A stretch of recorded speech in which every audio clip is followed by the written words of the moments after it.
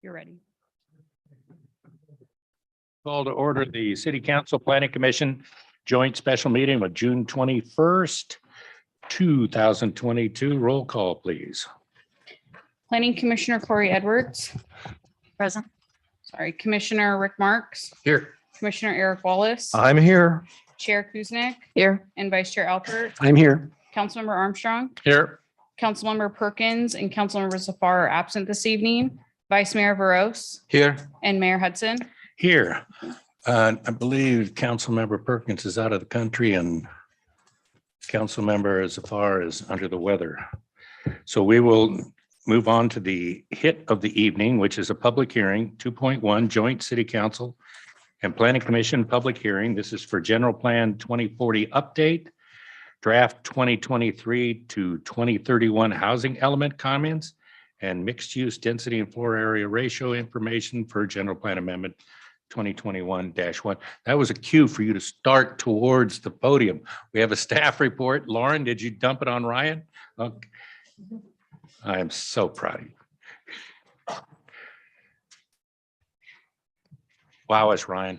All right. So good evening, council members and commissioners.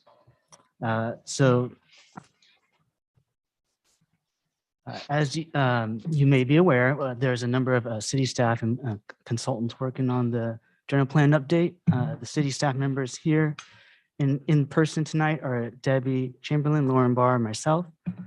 We have Cindy Yee attending remotely tonight.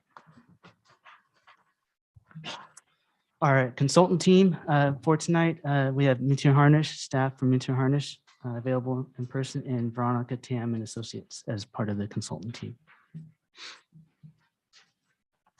So tonight's meeting for the public hearing on this general plan update item is to provide the comments received for the draft housing element and also provide information on the land use element with relation to the floor area ratio and dwelling units per acre.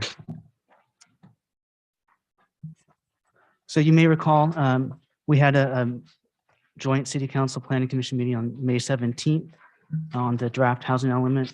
And so there's a mandatory 30-day review period, availability period, which was provided from May 13th to June 12th this year. And the city received oral and written comments during that review period. At the May 17th meeting, there were oral comments, and then we've received written comments. We've provided the written comments as an attachment to the staff report. There was a May 19th Housing Advisory Committee also during that time period, where we received comments from the Housing Advisory Committee on the draft housing element. And we received a number of comments through email, as I mentioned, in person, orally, and online, and on our Plan San Ramon webpage. So in the draft housing element, there's been a revision to the Appendix A, including the public comments received, with the summary of the comments received. Kind of the 8 items listed here are the topic areas on the comments. And so that'll be included as Appendix A to the housing element. There'll be no further revisions to the draft housing element that will be submitted to the state, in part due to the critical timeline for review of the housing element portion of our general plan element update. The state requires a 90-day review period of the draft housing element. And so now that we've completed the 30-day review period for availability of public comments, we'll be submitting the draft housing element to the state for the 90-day review period, expecting to get comments back by September of this year. During that time period, we'll also be working with our consultant team on the environmental review for the housing element.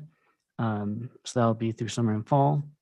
And then we'll be getting the comments back from the state and making revisions based on the state comments and on the comments we received through the public comment period that we just completed, and any comments we received from the commission and council. So that will be done from about September to November of this year. And it's critical that we adopt the housing element update by November and also do a parcel rezone by November this year. So the mixed use land use policies ad hoc committee that the council has established the general plan mixed use ad hoc committee, which recently met in late May. And so they're working to define more the mixed use designation and land use standards to preserve and balance commercial uses and residential uses on mixed use designated sites. Committees also expressed the need for better definitions of retail and service commercial and other commercial uses. And also needs some additional information related to the city's retail needs. And so part of that information we provide tonight as attachment B in the retail analysis that's been prepared by a consultant team. But the ad hoc committee will continue to review this information, and they'll be convening late June again, and we'll further discuss the mixed use land use policies and the retail analysis that's been provided tonight. Additionally, there's the Economic Development Advisory Committee. Will be meeting tomorrow on the to provide some comments on the retail analysis and some of the economic element policies that have been drafted as part of the general plan update. And then I want to mention too, the Planning Commission will be having a meeting on July 19th, again on the retail analysis and on the draft economic policies that the EDAC committee is looking at tomorrow. So I want to give a brief history on the mixed use designation before we have a little more discussion on FAR and density. The mixed use designation was established in 1995 as a land use designation. While the definition is slightly changed over time, it includes an integrated mix of non-residential and residential uses. So currently, non-residential uses includes retail, service, and office. It can be up to intensities up to 0.7 FAR, and additional FAR allowed up to additional FAR allowed with increased affordability for below market rate units. Densities are between 14 to 30 dwelling units per acre, and it allows for a horizontal or vertical configuration, and live work units are permitted as a non-residential component. So the designation today in the general plan allows for a certain degree of flexibility to encourage redevelopment of some of our mixed use designated sites and retail centers, while also creating opportunities for housing to meet the city's RENA goals. So there's a need, though, there's been expressed by some of the members in the community and council and commission. And there's also a need to update the retail and mixed use land use policies as part of this general plan update process that we're going through, in part because of some of the recent changes in state law, streamlining development review process, which could potentially impact the city's retail footprint. And so we'll be looking at creating a balance of retail and residential uses in those mixed use areas. So tonight we have staff from Minter Harnish, Brent Gibbons, will present an overview of the mixed use density and FAR, provide some examples on those kind of development patterns. And then we'll be continuing on to the ad hoc committee in late June to continue discussion of the mixed use policies and revisions to our standards as part of the general plan update. So I'll turn it over to Brent to continue with the slides.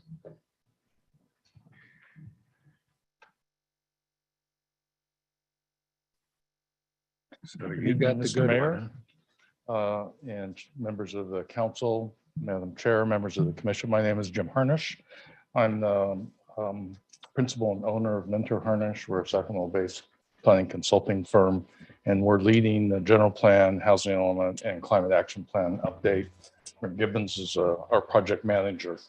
I'm going to provide just a brief introduction to mixed use, and then Brent's going to go over some examples that we put together for you. This is intended just to provide some context and background about what's happening in mixed use these days, what kind of choices you might think about in terms of either zoning or development projects that you're looking for. So, oh, I went backwards, not forwards. Technology is not my strong suit. So mixed use, two basic different kinds, horizontal and vertical. Horizontal mixed use is when you have commercial or residential and non-residential uses on the same parcel, part of the same project. And I would say this is more typical for you're looking at shopping center conversions, or at least adding residential to shopping centers, existing shopping centers. This is a more likely option that would use some of the excess parking areas to add residential. So that's just a kind of brief experience. And vertical mixed use is a more typical kind that we all think about when you have commercial on the ground floor and then residential above that. And you'll see the examples that Brent provides tonight. Many of those are horizontal mixed use. So just a short basic primer on the kind of the two elements that go into calculating capacity, land development capacity for mixed use projects.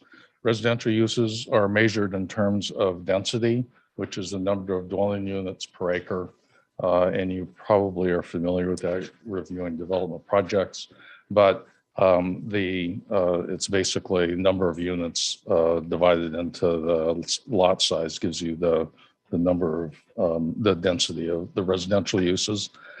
Non-residential uses are measured by building intensity, which you might think of it as building coverage, but it's a little bit more than that. It's the amount of building space that's allowed on a building. So you can see in maybe the top left corner example where the floor area ratio is 2.0. That means that if you allowed 100% lot coverage of a building, that would allow 2 stories, or the example on the right, 50% lot coverage for a building, you would have 4 stories of resident or of commercial.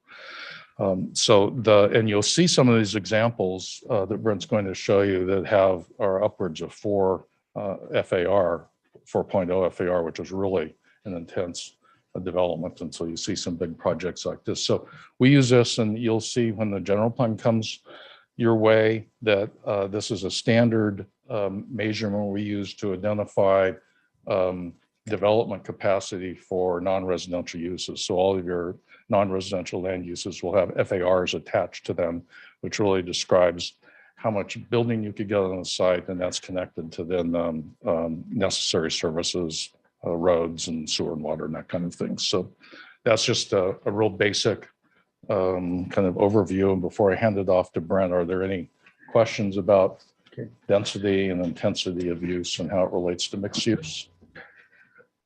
Great. I see him grip. Go ahead, Eric. Oh, question. Hi, I'm a little stretched here, but let me ask a couple of questions, or maybe one or two.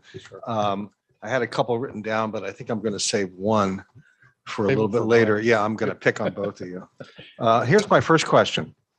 When I looked at mixed use a couple of years ago, when we had an ad hoc committee on the zoning ordinance, I noticed that there were a number of municipalities that actually had legislatively enacted allocations for mixed use developments between residential and non-residential sections, such as there were certain areas where a project had to have no less than 25% residential and therefore no more than 75% commercial. Some of them flipped it. It just depended upon the area in which the legislative body was interested in developing and along what lines. Is an allocation between residential and non-residential a common practice in mixed use zoning laws? In my experience, yes, it's fairly common. It's not required. Not all mixed use zoning designations include those standards, but it's not unusual for that to happen. Okay, so it's not unusual. Is there a range that you would say is typical of an allocation between residential on the one hand and non-residential on the other? I don't think of one. Do you? No, I mean, it's really community dependent. If a community is lacking a sufficient retail base, you'll typically see the residential percentage lower. I've seen that in some communities where the residential is about 25%, retail office has to be 75. Communities that are saturated and want more housing, it's usually flipped. But as Jim had mentioned, some communities like to broaden the spectrum and don't have any percentages tied to it. Because once you start tying percentages to it, you're actually restricting the type of development, and it can make it difficult to bring a project in, and it can make it difficult for a project to pencil. So it really depends on what each community is uniquely aiming for and the type of products they want to see. Okay, next question. On the allocation side, what is the typical measure for an allocation criteria? For example, I've seen allocations where it was based on the square footage of the project that was being developed. In other words, if it was a 100-acre project and it was a 60-40 allocation, 60% of the land had to be for X use and the rest could be used for Y. I've seen it otherwise where it's based upon the square footage of the project being developed. So for example, if you have a 3-story apartment building and a 1-story grocery store, you could meet a 25-75 split that way.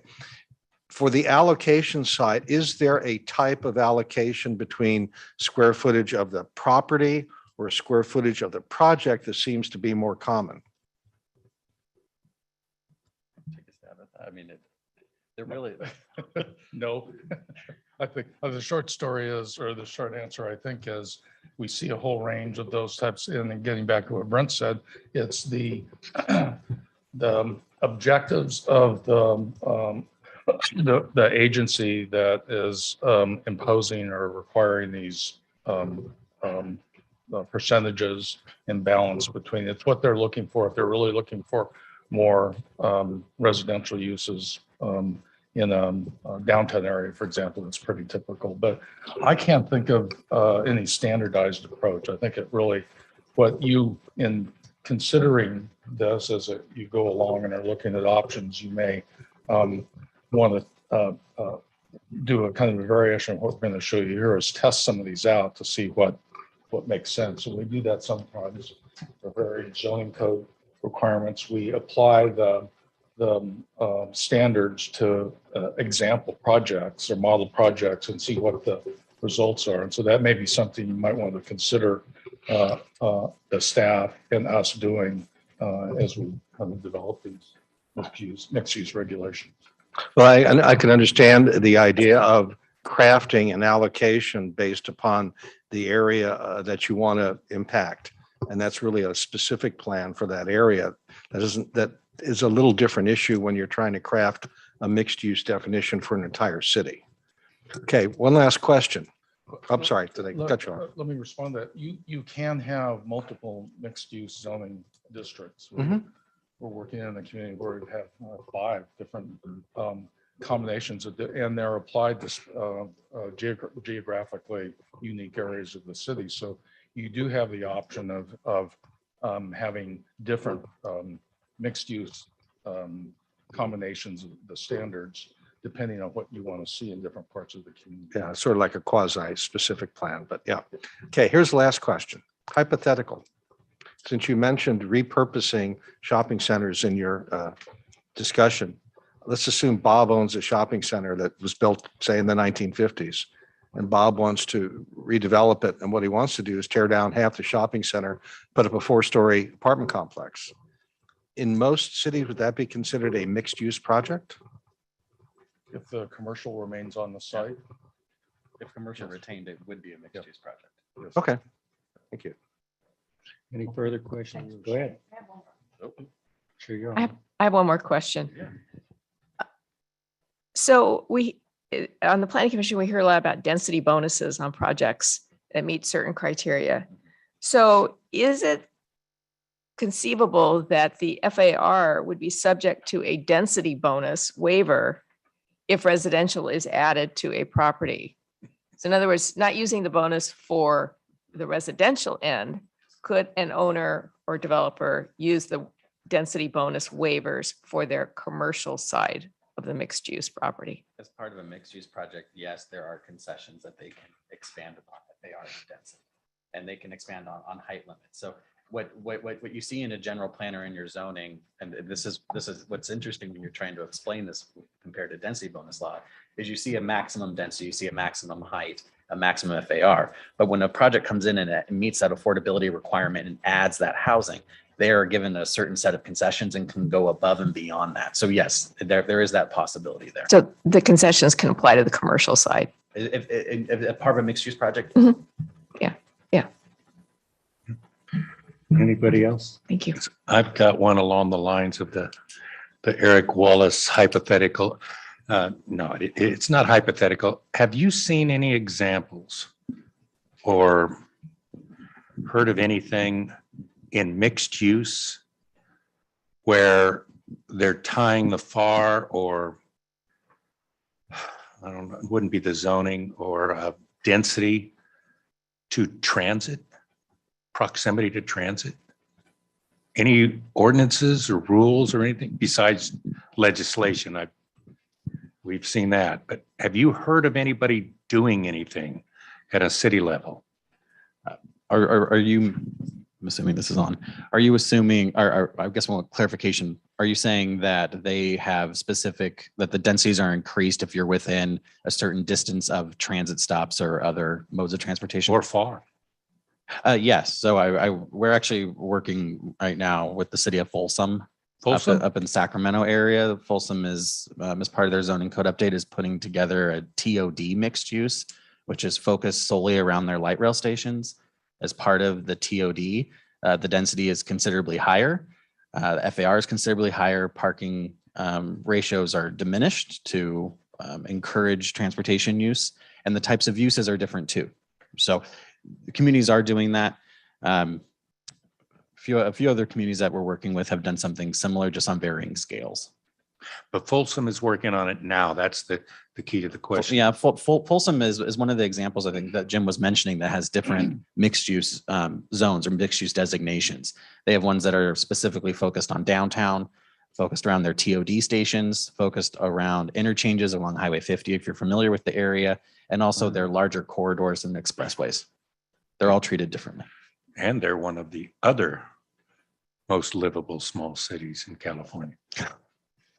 Just in case anybody's listening. I'm sorry, go ahead. I would just say that in some of those circumstances, especially transit-oriented development, you would also want to look at the type of non-residential or commercial uses that you would allow. So you would typically allow more local serving uses that would not require as much auto use. So there's that consideration in that type of mixed use. And then one side thing before you keep going, because I noticed you said you were from Sacramento area. Would you double check to see if there's any differences between our COGS TOC policy, which we're working on now, and Sacramento's? Sure. Okay. Because sometimes there's an extra word or two in there that can change things. Yeah. Thank you. Okay. Good.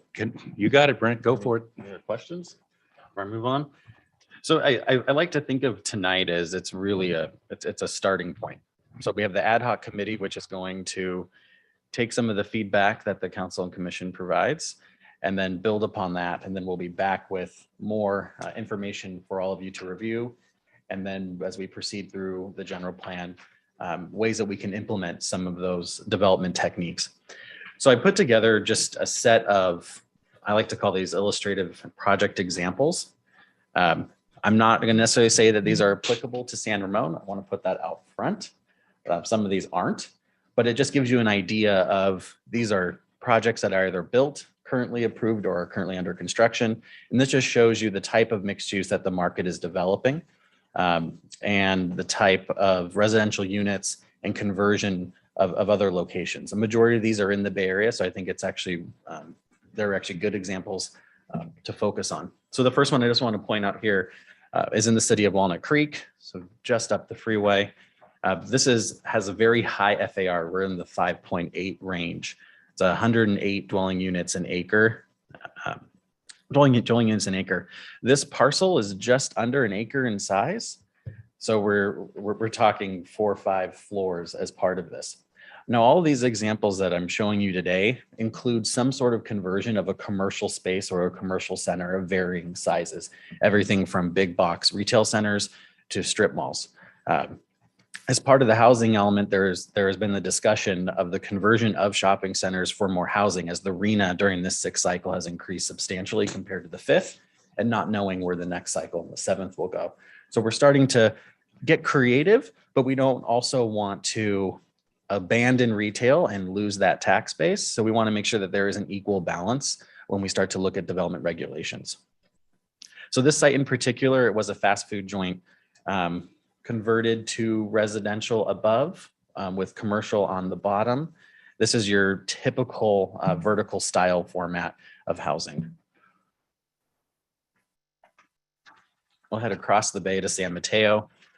This too was also it was a drive-through site. This site's quite a bit smaller. It's about a 1/4 acre, has a FAR of 3.65, which is relatively high. And that's where you're getting the height on this structure in particular. Interesting thing about this one is there's very few units in this. If you look at that, it only states 5. And that's because a majority of this is office and retail. San Mateo has a high demand for startup office space and live work environments in proximity to Silicon Valley. And so that's where the dynamics are coming in here, where we had discussed how some communities prioritize mixed use that focuses more on non-residential than residential factors here. And I want to touch on this as well. When we talked about the FAR, it's important. The FAR really drives not only the site orientation of a project, how it's laid out, but it also takes it a step further. FAR will also affect the overall massing and character of structures going forward. So if you have 100% lot coverage, you're pretty much going to get your typical max build out. I like to call it typical mid-rise square style structure. When you start to break up the site and you get a little more creative is when you can create some interesting projects which have better pedestrian access, more vibrant street integration. I think that's something to consider for the council and commission as we start to draft these development regulations as part of this plan. This one near and dear to my heart, I work about a 1.5 blocks away. So this is the Ice Blocks. This is in Sacramento. This was a former industrial site converted to commercial space, office space, and retail. So these are more formula businesses. You have a living spaces, a Shake Shack, so you kind of get the type of environment here. What's interesting about this project, it is heavy on commercial and office space. The main buildings you see here, that front, the old rail tracks are actually exclusively office. The apartments are in the rear. So this is still a vertical format, but it's starting to shift more toward a horizontal format just by layout. But there still are a mix of uses in this within this one project. This property is just over an acre in size. It's about 2.18 and about 120 dwelling units that are coming out of this. I will actually go back to this photo real quick. I do want to point this out. In the larger photo where it kind of takes that backed out view, if you look toward further out, as if you're looking out in the distance, you'll kind of see a water tower. I didn't include that project, but that's actually another mixed use project. That is they like to call it an urban Safeway.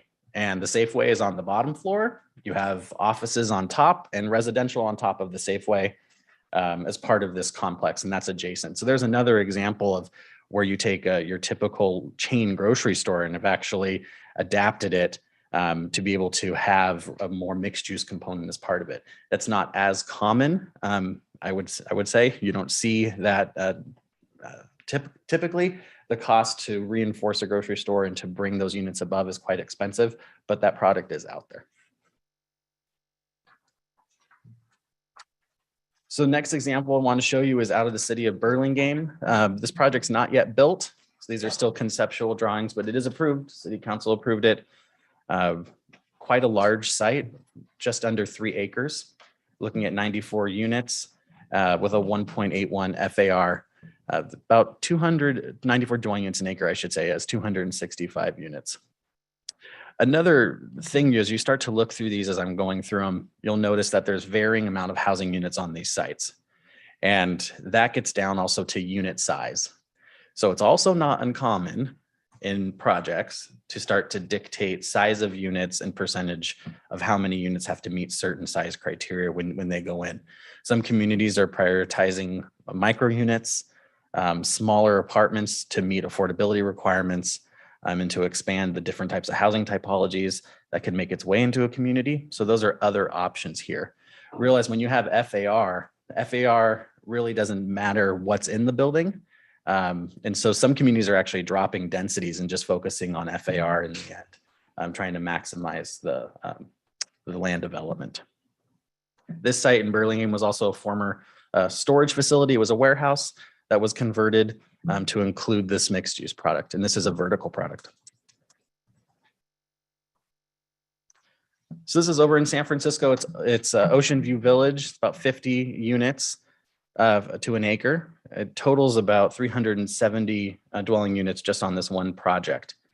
Interesting thing about this project is the commercial component was there first, and then in came the residential component. So you can tell that maybe it's not necessarily as blended well between the two types of development types here, between the residential and the commercial. But you can see that here what they've done is they've actually built above the store and back. They kept a lot of the surface parking to not lose it for patrons that shop at this specific shopping center. So there's an interesting dynamic. They decided to go up. A different option they could have taken on this property would have been to reduce the parking ratios that are permitted and then actually take the surface lots and build pads on there. We're starting to see that in larger shopping centers or mall construction. I think one of the best examples is actually in our backyard. If you Santa Clara County, head down to Santana Row, Westfield, took the Westfield Mall. If you've been there in quite some time, surface lots are gone. It's all built out to the max, vertical, and a mix of not only office, but retail and residential as part of both those projects. This is another approved project. This is down in Santa Clara, not far from Levi Stadium. This is called Agri-Hood. I like to show this because it takes a little bit of a different spin. We're all talking about mixed use development and multifamily development. And I've, at least in my profession as a planner, I have this stigma. I picture your typical 2-story with the stairs on the outside. I've lived in those. But times are changing. People are expecting more. And I think that's been accelerated through the pandemic, where you are at home more, you live more, and you want your environment to be more friendly and hospitable. This project focuses on a ag component, which comes into it like a community garden. It's not uncommon for mixed use development standards to start to require amenities that are as part of projects. That kind of gets down to the objective standards, SB 35 component, if you're familiar with that state law.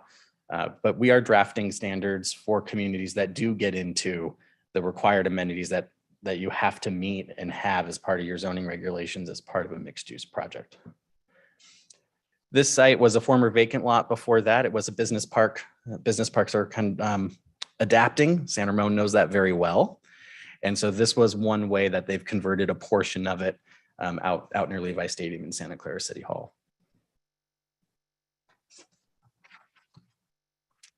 This is probably the largest example. This is a converted shopping center down in Huntington Beach, Southern California. This is the Santana Row effect, I like to call it. Your typical big box mall that was slowly converted into what we like to typically call jargony as like a lifestyle center. So the lifestyle center is all your needs are there at once: grocery shopping, office, retail. Usually these are focused on heavily used corridors and transit areas to bolster ridership and less car use, because as part of these projects, you're typically taking your surface lots and converting those areas into space for residential or space for commercial. So this is the largest project that I'm showing you. I do want to point out that this site also has a Costco. It's not included in part of this. Some think it is, but it's actually just an adjacent parcel, but it's part of a different development. There's 503 units that are on this site, varying sizes and varying income levels. The interesting thing about this one is it includes not only a vertical component to it, but it also includes standalone residential on the site as well. which starts to create some unique aspects and unique areas. So for those who don't necessarily want to live above an office or live above a restaurant, you still have the ability to potentially have a unit which is more of your typical multifamily format. This is an apartment complex, not mixed use, but I just wanted to show another local example. This is in Danville. This is Rose Garden Apartments. Some of you might be familiar with this. FAR of 0.42. So this FAR is significantly lower than what the city currently has at 0.7, about 22 dwelling units an acre. That pretty much aligns with where your current mixed use designation is. This site is quite large for the amount of units, but that just states that the unit sizes as part of this complex are larger than your typical multifamily apartment. Most multifamily units now are going in the 800 square foot range or smaller for a 1 bedroom, sometimes a 2. It just depends on locale and what the market is driving for. This is a senior project. This is in Elk Grove. It's about 0.37 FAR, about 26 dwelling units an acre, about 150 units on here. This is your typical multifamily. This is what I think of when I think of multifamily style housing. 2-story gabled roof, so some articulation. These go up pretty quick. The interesting thing about these ones is that I would say that this mixed use development now is taking a more design heavy approach that starts to reflect the communities that they're in. And so I think that there's the ability to start to play with massing and development regulations and the types of uses that could be as part of these projects. You can even start to specify the types of housing typologies allowed on the site. And then lastly, this is probably the best horizontal mixed use project that I am aware of. It's in San Luis Obispo, my old college stomping grounds. If you're familiar with the area, it's off of Broad Street on the south end of town. This project is wedged between Broad Street, which is Highway 227, and Village Road on the opposite end. What's interesting about this project is the fronting portion, which is on Broad Street, is it's all commercial. So you have coffee shop, appliance store, a restaurant, and a few other office spaces. There's a green belt that separates the commercial from the residential component. In the middle of the site are standalone townhomes and condominiums. And then on the opposite side of the site, you have retail and office on the bottom and apartments on the top. So you really start to break down the different types. But this is a great example of how you can pull together a horizontal project and separate those uses, but it still has that compatibility and consistency between. This project is highly successful. It's pretty low dwelling units an acre. San Luis Obispo is just starting to move up in the density range. But so about 8 dwelling units an acre, there's about 75 units on site. So just lastly, I wanted to just share a site comparison study. We're doing a lot of work here in the Bay Area and a lot of work down in the South Bay. We're currently working with the town of Los Gatos right now, who is grappling with RENA, just like San Ramon is, and is grappling with mixed use and where does the housing go.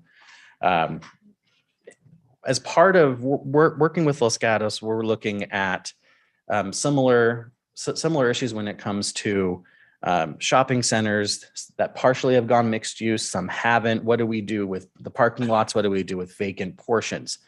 So as part of this, I just wanted to show you, this is an actual site. And this shows if on this project in particular, if the 66,000 plus square feet of commercial was retained, and that's the goal as part of that effort, is to not lose the commercial tax base. What would happen if you added the density, added the FAR, and what would that do to your height? What would that do to your massing? So as part of this, I'm just going to scroll through these. And what's interesting is you can see as the FAR goes up, as the density goes up, the project goes up, the project expands as part of this. And on this site in particular, the amount of parking spaces shown reflect their parking ratio in their municipal code. So this is at a FAR of 0.5 with a density of 18 dwelling units an acre and retaining all existing commercial. The next one goes up to 26 dwelling units an acre with an FAR of 0.75 If you've noticed, the buildings went up another level. We take it up a notch to an FAR of 1.0. This allows the structures to go up to about four stories in height. You'll notice that there's a lot of open parking here, and I'd mentioned that this is tied back to their standards. They also have some robust clustering development standards as part of their municipal code that doesn't allow a full site to build out. So that's why you're seeing, even at a 1.0, you're seeing some pretty dramatic height increases as we move forward. And then lastly, this is at an FAR of 1.5, 26 dwelling units an acre.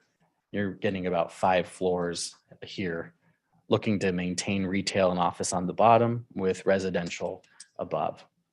So this just kind of gives you a perspective of how other communities within the region are grappling with it and different perspectives that they're taking to try to retain commercial, add residential in different formats. So that concludes my portion of the presentation. I can explain this general plan website. Yeah. So real quick, and then I'll hand it back to the mayor to you. facilitate questions. I just want to say if you're probably familiar with this, there's the Plan San Ramon website. It's our general plan, housing element and CAP website. Everything that is centered on this project, deliverables, engagement is posted there. Meetings such as this will get posted there. All community comments that come in, there's tabs along the side. Whenever a comment comes in, not only does city staff behind you, but the consultant team here receive it. I always like to tell people that ask, where does my comment actually go? It goes to my watch, it goes to my laptop, and it goes to my phone. I can see them all the time. I do get comments at 2 a.m. It's not uncommon when someone gets a spark and a good idea. So if there's any questions, or any constituents that have some thoughts or feelings on either of those, the general plan or the housing element or the CAP, please tell them to visit the website, track the project. There's still some time to provide more comments as we work through this. And if they have any questions, they can submit those and we can work with staff to respond to those. Okay, any Okay. further questions before we go ahead, Rick? Thank you, Mr. Mayor. I wonder what your reaction would be to this. It Okay. used to be that when cities were looking at a general plan update, they knew they had 2 important tools to control what got built. Not just the FAR, but they had a strong hand to play in design, architecturally. The world has changed. We do not have that architectural control. And so the more you allow on a particular site, and the less you like what is being proposed, it feels to me like a city is at a disadvantage. FAR is a useful way to understand a site, but it is not a particularly instructive tool that will tell you, I'm going to like, the city is going to like the architectural design of this project. I wonder what your experience is with that sort of juxtaposition of density, and we don't have the design control that we may think we should have and that we used to have. I wonder what your reaction is to that. Well, it is tough because subjectivity, any gray area is out the door. And as a planning commission and council, I assume you have heard that and are familiar with that because you wouldn't have asked the question. I never thought of my comments as subjective. Not your comments. I would never say that. But no, I guess I don't think that a jurisdiction's control over design is completely lost. When the objective standard process has come into play, even though the objective standards, the intent is to streamline projects, the intent is for by right to move through if they meet all of those design criteria. The community still at that level has the ability to dictate design. The state has not cracked down yet on very, let's say, granular level architectural detail. I can tell you we've worked in some communities where your objective standards got down to the width of mullions in your windows and the type of stone on the front of your house. State hasn't cracked down on that yet. I'm sure that's not going to last too much longer, but I would say that I can understand the push and pull between not being able to feeling like that you cannot effectively regulate design, but I still think some of those avenues are there, and that's where I'm hoping that at least our team Through this process, we're not looking directly at objective standards, but can help craft some unique possibilities that take into account state compliance, but also can meet the unique expectations of the city. I hope that during the process, you will in fact offer some areas through design that we can strengthen our hand. We did approve some objective design standards for a specific plan area, which I think we can build on and incorporate into what we are doing. But where you see things we could have done and we didn't do, I think it would be well worthwhile because once again, architectural design can be subjective and it can be unfairly put forward by a city. But on the other hand, it also influences what follows, whether it's publicly accepted, whether you're going to have a design that you think fits in with the area that the project is proposed. And you have broader experience than most of us throughout the state. I'd like to know what you think of what we've got in this specific plan. And Debbie and Lauren can easily show it to you if you haven't seen it, and where we might have done a little bit more. Commissioner Marks, I'd just like to add to Brent's comment about these, losing discretion on design. I know our local government decision makers feel that way about these design standard requirements, but I see it as potentially an opportunity for you to, because you get to decide what those objective standards are, and then once they've been adopted, then that's the rules for development until you decide to amend them and have new rules in place. And we've talked to a lot of developers as part of our zoning code update practice. And the most interesting comment I've heard was a developer saying, I want certainty and I want flexibility, which sounds like that's inconsistent. But if you think about objective design standards, properly crafted, they can provide some certainty about what they're required. They want to know what they're required to do. But within those standards, you can provide flexibility for a range of choices within that envelope. So I think it's an opportunity for local government to create a more dependable development environment for good development in your community. And as you see it build out, if you see some things that aren't quite resonating with you, you can go back to your design standards, just like you can go back to your zoning standards and say, we'll change this, we'll tweak this. So it's not all bad. I think there is a great potential for that. I think I agree with you in part, but what I live in fear of waivers, incentives, and whatever it is that a developer can say, I want to waive this standard and all. So whether you've got objective design standards or not that are well thought out, if we could depend on them being implemented in every case, that would cause me a whole lot of comfort. But again, incentives, waivers, and whatever the third thing was that developers can ask for, concessions, thank you very much, sort of abrogates that whole concept. But nonetheless, I'm looking forward to your experience helping us. Well, if we have no further questions, go ahead. Questions? Yeah, question. Regarding this site comparison study with South Bay, so is that comparison study is with South Bay for San Ramon? Regarding the site comparison study, I see that South Bay, right? So with the South Bay, are we comparing with our San Ramon requirement? No, so that site study was just meant for an illustrative example for how other communities are grappling with similar issues, with similar mixed use decisions and similar conversions of centers while retaining retail.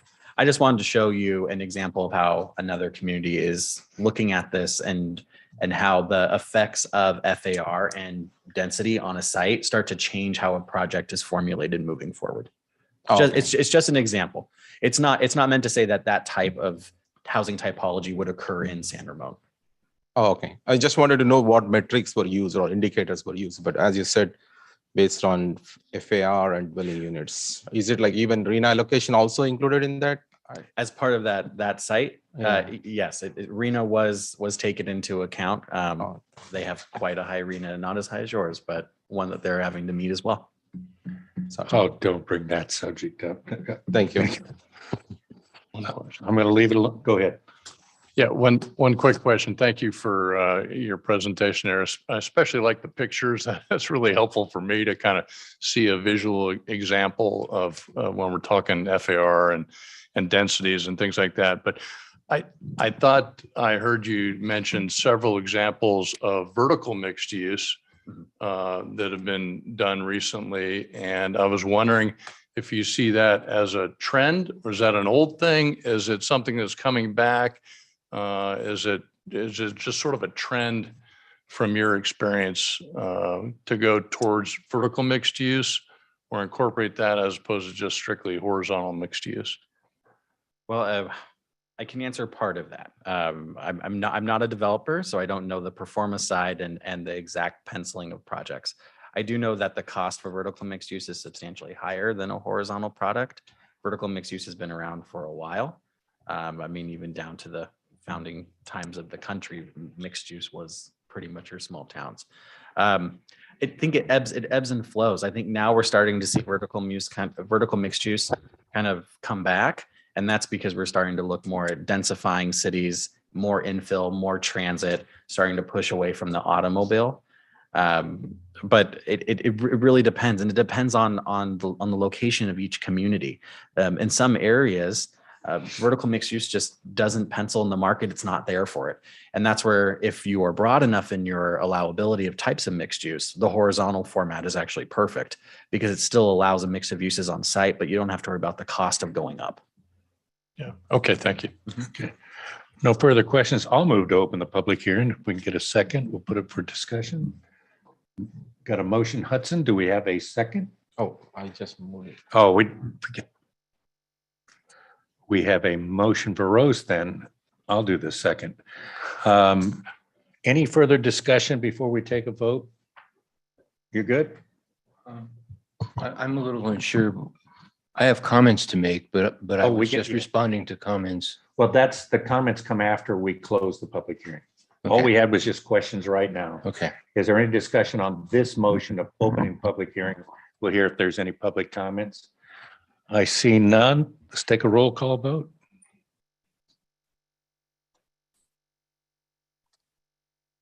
On the second. Okay. Isn't that fun? Everybody's a yes. All right. Do we have any public comment cards filled out, Christina? I know we have one written comment. We received 2 written comments on the item. Yes. And I don't have any comment cards, but I do have, Raise your hand. sorry, they keep raising. We look like 7 or 8 as of right now. Okay. Let's start them off one at a time and hear what they have to say. All right. So the first is Jonathan Singh.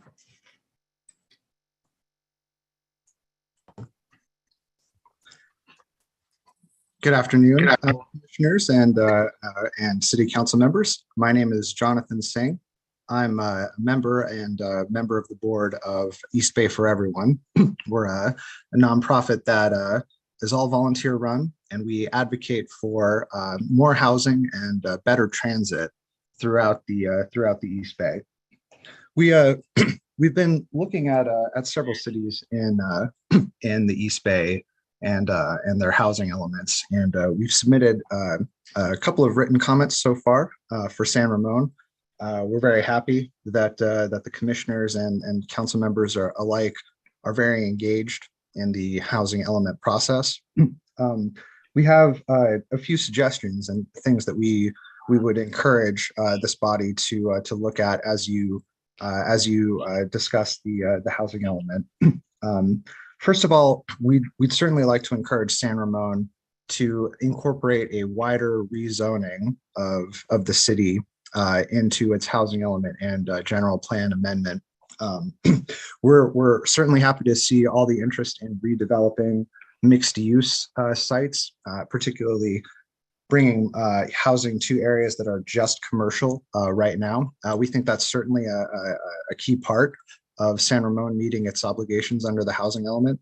We'd also like to see a wider rezoning throughout most, if not all, residential areas in the city to allow for very small, two housing units or up to 10 housing unit projects, things that could be done by local homeowners looking to make use of their property's value, things that would open it up to small businesses, small developers.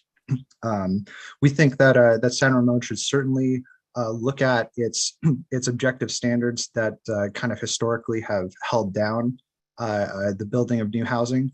Things like overly restrictive floor to area ratios, overly small setback requirements, and what I would consider as a very large requirement for off-street parking, especially for things in closer to transit and closer to shopping. We think that that San Ramon's current parking requirements could certainly be lowered.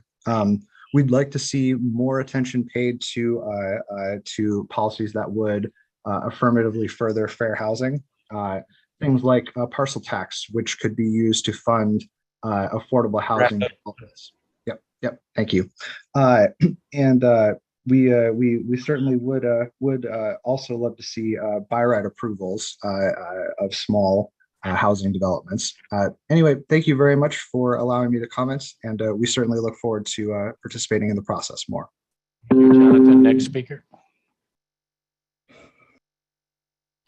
The next speaker is Councilmember Zafar. Next speaker. No, go ahead. Go ahead, Sabina. How are you guys? Sorry, I could not join you. I wasn't well, but thank you for allowing me some time to make my comments. I just wanted to talk a little bit about the objective standards. I really like the idea of objective standards, and I think we can use this to define the character and honestly the brand of San Ramon. I noticed some cities actually have a subcategory called objective standards as part of their planning documentation, and we could possibly use that to the Commissioner Mark's comments as well, to build in some of the standards and some of the design principles which we think define San Ramon as a community. I know we've talked about building gathering spaces and communities to bring people together. And during a current plan, if we can kind of execute on that vision of building communities, gathering spaces by using the objective standards, I think that would be really great. So that was my comment. Thank you. Thanks, Sabina. I hope you're feeling better. Next speaker, please. The good ones know how to get it in a minute or two. Jim Blickenstaff. Hi, Jim.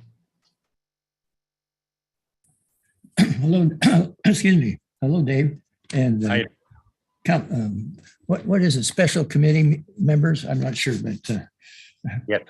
City officials. I noticed a number of years ago down on Montevideo and El Costa, there was a shopping center. I think it was called Country Fair. And that's gone, and now there's a Shell station and housing. I see this process needing to be changed because right now a lot of those people went to Marketplace and not built. And now there's pressure from the state and other groups and housing opportunity sites, et cetera, to push in more housing.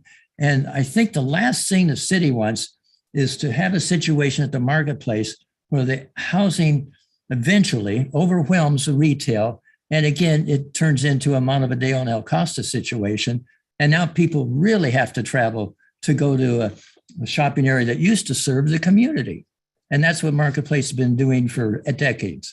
So I think we have to look at a larger picture here and integrate into the larger picture FARs and the context of what that means, objective standards, and maximize those to the benefit of the city. For example, Marketplace doesn't really fit with a lot of the city concepts we saw earlier by the planning consultants. Those look like bigger city, Walnut Creek and so on, look like bigger city plans. You got to remember the marketplace is located in a community of 1 and 2 story residential buildings. And I don't think there's anything adjacent to it that's 4 or 5 or 6 stories. So you don't want anything to put in there that fits with the FARs and all of these other standards, but then looks out of place, doesn't fit. And it is a harsh visual contrast to that community. You want it to be compatible with the community it's being placed in. And that would be 1 or 2, maybe 3 stories. For 3 stories, you have an example of Park Central on North Canyon Road. Those are actually kind of attractive. And so there's some opportunities here to make it fit in and be attractive for the community, but it's going to take conscious effort to succeed at that. And if you just follow numbers, I think that's where you get dead-ended. And then suddenly you're doing poor architecture that's going to be replicated. So it has a ripple effect.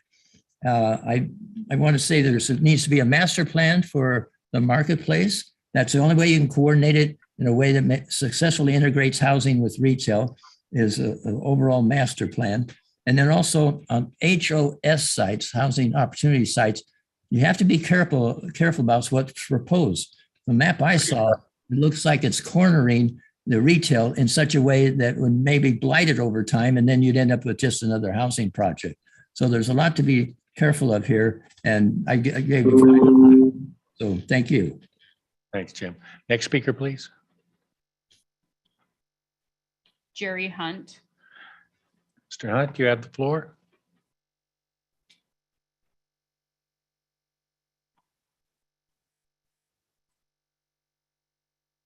Can you all hear me? Yes. Oh, sorry about that. Thank you for the opportunity. My name is Jerry Hunt. I live here in the 680 corridor and have for 30 years. I'm a local builder, developer, and have built and been involved with a lot of projects in the Bay Area and the 680 corridor in particular, not the least of which is what your speakers spoke of earlier in the Danville Rose Garden. So I can speak about horizontal mixed use there if you like. I come here tonight because I am, and together with my company and my firm, we're representing the ownership of the 5 parcels at the corner of Camino Ramon and Crow Canyon, where US Bank is, the CMG Financial office building, the Schwab, and the other parcels. And I just wanted to reach out and let you know we've made contact with staff. We would certainly encourage and hope that we can be welcomed and involved in stakeholder meetings and discussions as things move forward, given the size and the significance of the property that our group represents there at that very important corner of the North Camino Ramon area. And to that end, we really think very strongly it's a missed opportunity not for all 5 of the parcels to be included in the housing opportunity sites as you move the process forward. Given the scale of the parcels that have been assembled, which is pretty rare, cities don't have redevelopment agencies anymore, so you kind of leave it up to the public or to the private owners to make those kinds of opportunities available. And finally, I'd just like to make a comment on FAR. I've done a lot of dense mixed use projects in the Bay Area, pretty much exclusively. And I would submit to the group as you move forward and as you talk about these concepts of FAR that an FAR discussion is woefully inadequate and incomplete without also the inclusion and discussion of parking, how it's incorporated, where it's incorporated. It can have enormous swings on what you all identify as density, look, feel, touch, and experience. And I'll try to be one of those speakers that doesn't use all of my time right now. So thank you for the opportunity. Thank you, Jerry. Next speaker, please. Joyce Carr. Hi, Joyce. Hi, good evening. I'm Joyce Carr, resident of San Ramon. I had requested at a city council meeting in month or two ago that East Bay Mud come to speak at a city council meeting. And I thank you for having John Coleman speak at the June 14th city council meeting. John Coleman spoke on the status of water supply. And I took notes on what he wrote. I have most of these are his words, but he spoke about the very low water precipitation that were from no rain, frequent droughts. He was not sure our water supply would ever be back to normal. He said also it was the lowest, right now we are in the lowest precipitation in history. He talked about fires and said that he wasn't sure that our water supply would ever be back to normal. He said there were no guarantees. Yet we're continuing to talk about the housing, which I find confusing. Also, he said that there's right now a 10% mandate on reductions in water usage, and that was going to be going up to 15%. And this is all being said right now, the reduction of 10% and the reduction of 15%, I'm sure it'll go up. And all of this is on what we know, on where we are right now, excuse me, where we are right now, how we are going to be able to deal with the water crisis right now, without all of the new homes that we're discussing building and the new retail, et cetera, offices. How can we plan all of this new housing and businesses and retail when we are in the condition that Mr. Coleman presented? I'd really like someone to speak on that. Thank you. Thank you. Next speaker, please. Allison W. Allison, you have the floor. Need to reset.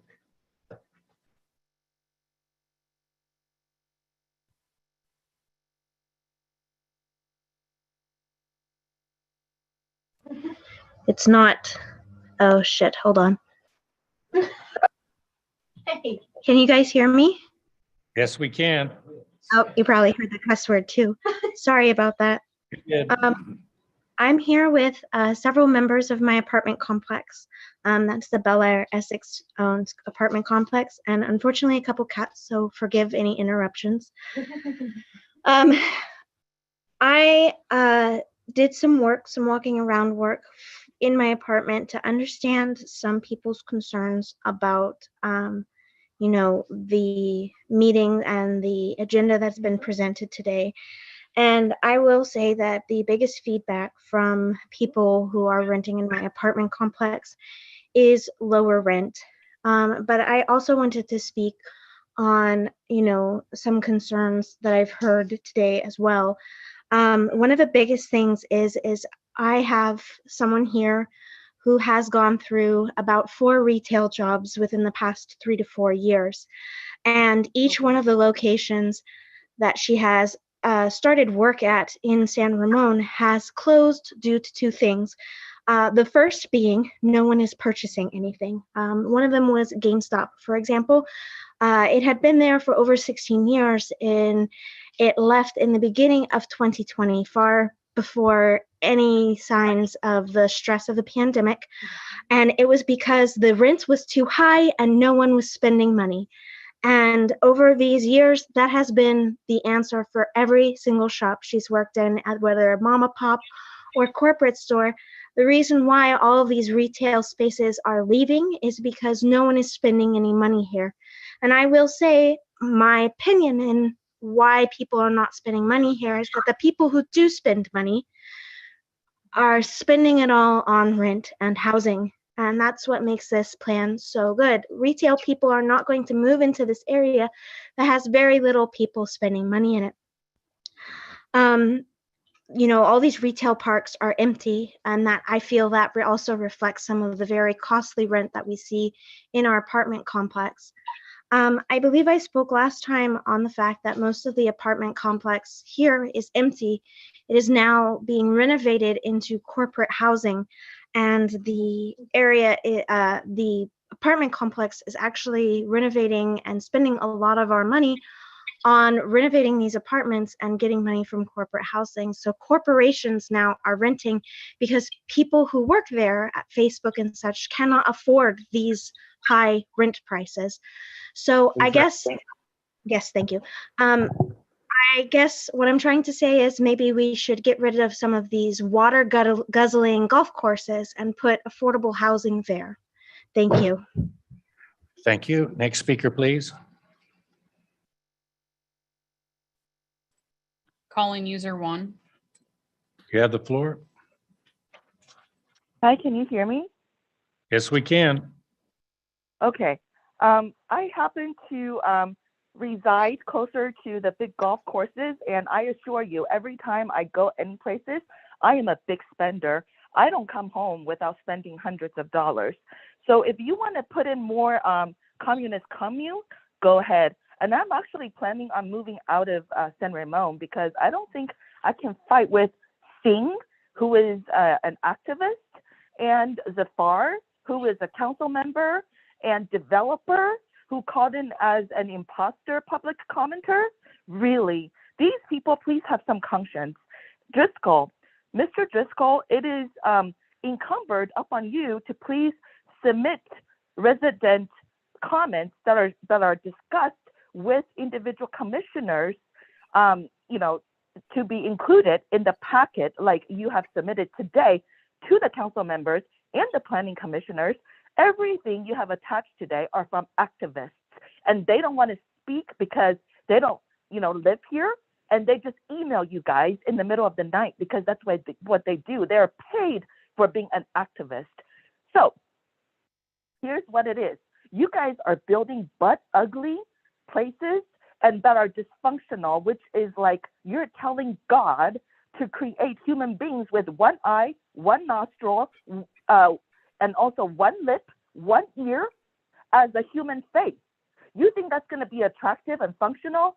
No way. You are building a butt ugly community in the next 10 to 15 years. I don't even want to be here. You guys can have it all. I'm moving out of here in a few years when my kids are grown. I'm not going to, stay here. So have fun, enjoy, au revoir, adios, goodbye, thank you. Do we have any other speakers? Diana Corpy. Diana, we did receive your written. Oh, thank you. I just wanted to, so I won't go into my background. You folks see that there, but having been a homeowner and resident here for 32 years, as well as my experience as a full-time realtor, I can tell you I'm really concerned with the growth mandated, the mandated requirements that the city is imposing on our California cities. And I'd just like to touch on a couple of the following items pertaining to our growth moving forward in San Ramon, and specifically how this pertains to the marketplace. In reviewing the draft economic element policy update attachment, I just wanted to point out a couple points that I'm hoping that councilmen and planning commissioners and an ad hoc can take into consideration for the growth strategy moving forward. You point out planned development with businesses in commercial areas complementing residential and public development, and the ongoing coordination to plan areas and specific plans. And pertaining to the variety, or I believe there's 8 different parcel owners that own the marketplace, I think it's very prudent that we look at this as forward planning so we don't end up with a lopsided, mismanaged growth parcel down there. That we need to try to tie this all together. We're talking about in item 5 in the guiding policy, strengthening the role of Central Bollinger Canyon Road as a pre-mail retail corridor. Well, we have a retail center that has been successful for over 35 years. And if it wasn't for the the demise which TRC has intentionally created in terms of the aesthetics of the development, we wouldn't be losing tenants right and left. So we need to expand under your area 5, under the guiding policy, expand retail and restaurant options. So please, when we're looking at the marketplace in general, let's please keep in mind perhaps a horizontal mixed use where we can keep retail and shopping downstairs and perhaps put condos and needed apartments on the upper levels. Thank you for your time. Okay, thank you. Any other speakers? We have 3 other hands raised. Okay, Cameron Klotz. Cameron. Yes, hello, council. Thank you for hearing us all today. So I've grown up in the Tri-Valley my entire life. I've seen the development kind of sprawl out over the years. I've also attended all the meetings of the Joint Planning Commission and City Council and have heard the community's comments. And I also work with Jerry Hunt in advocacy for certain parcels around Camino Ramon and Crow Canyon. My point is to really drive home that these collective parcels should be included in development opportunity for the housing element. A lot of properties have been burdened by expansive parking requirements over the years, which has since evolved, leaving big fields of parking and kind of prime for infill development. One of the main comments that I've heard through the community is this fear that retail is being eliminated, especially some community serving grocery stores and things like that. I think when we look towards our site here, we really have an opportunity to not eliminate any significant retail, but to possibly add those walkable amenities that make mixed use developments really viable and self-sustaining.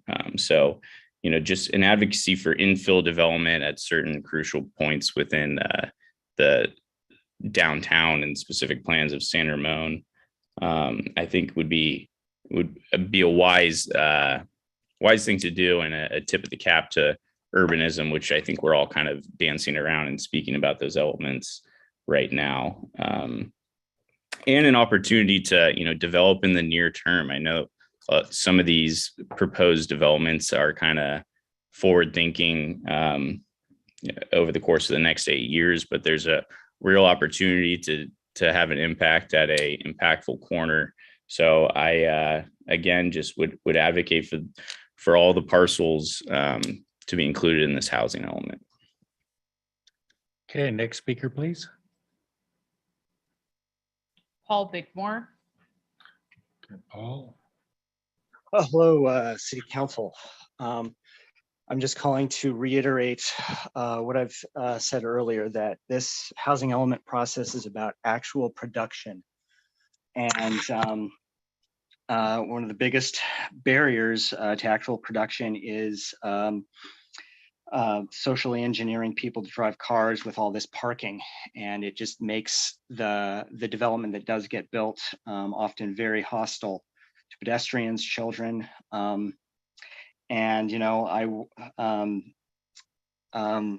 work with a lot of people who are just priced out and commuting from places like, Livermore and Oakley and Brentwood, and some cases like past Fairfield. And they would be spending money here if they could live in San Ramon and keeping retail alive, but rent is too high, and they're just, the money goes up into commuting to Bishop Ranch 1, and which itself, when I get there without a car, since I don't use a car, I'm crossing, a couple acres of parking.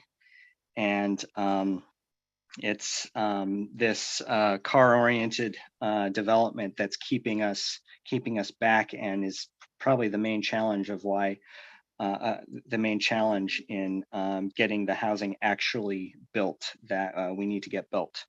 So thank you, and Godspeed. Thank you. Next speaker, please. Susie Ferris Indercom. Susie, you're up. Thank you, Mayor, council members, and Planning Commission. I just wanted to make a comment. I will be putting together and writing my comments and forwarding them into Debbie Chamberlain's group. But because the retail analysis was included in tonight's package and it's coming up tomorrow night on the economy meeting, I just wanted to point out some concerns that I have with that, because I know that Mr. Marks and a few people were really looking for that retail analysis as part of making their decisions around the mixed use ad hoc committee items. And one of my concerns in that report is the marketplace, of course. And when you look at that analysis, it is stating that there is only a 3.6% vacancy in the marketplace. And we know that's not true. And when you go down further in that report, it is identifying Raley's as being an existing retail business in there, which we know it is not. So I just wanted to point that out and strongly ask that before tomorrow night's economy meeting, someone perhaps can make some edits or checks to that report. Otherwise, like I said, I will be sending it in. Thank you. Thank you, Susie. Next speaker. That was the last hand raised. Okay, we had 11 and there's no other public or written other than the two that we received. So the public comment portion is closed. It's before the council, the commission for discussion. You want to start on the right or we want to start on the left? Right? Through Depends the on which mayor. way you're looking is the answer. Yes. Can we get a motion to close the public hearing? Please? No, according to this, we have, this is public comment as that's all I've closed. Public hearing's not closed. It says discussion. No, I opened and closed it. I just closed the public comment. That's what I was saying, not the public hearing. I've closed the public comment. That's correct? Okay, so, Go okay, ahead. so at some point we will have a motion to close the entire public hearing. Okay, that's fine. Okay. It can come either before or after you get comments from the rest of the panel. Okay, I'm trying to stick to what uniformity here. The council and commission discussion is what we're at right now. Then we will give direction to staff and consultant team. Then I'll ask to close the public hearing. Good? Thank you. Yes. Okay. So starting from the right, if you're on the dais, not if you're looking at us from this side, you're up. Thank you, Mayor Hudson. I'll just keep my comments brief. I wanted to thank you very much for providing us with some very interesting examples of some mixed use projects. The Agri-Hood in particular is a very outside of the box kind of project, and I'm happy to see it be brought in front of this body for some consideration, just as an example of what's possible.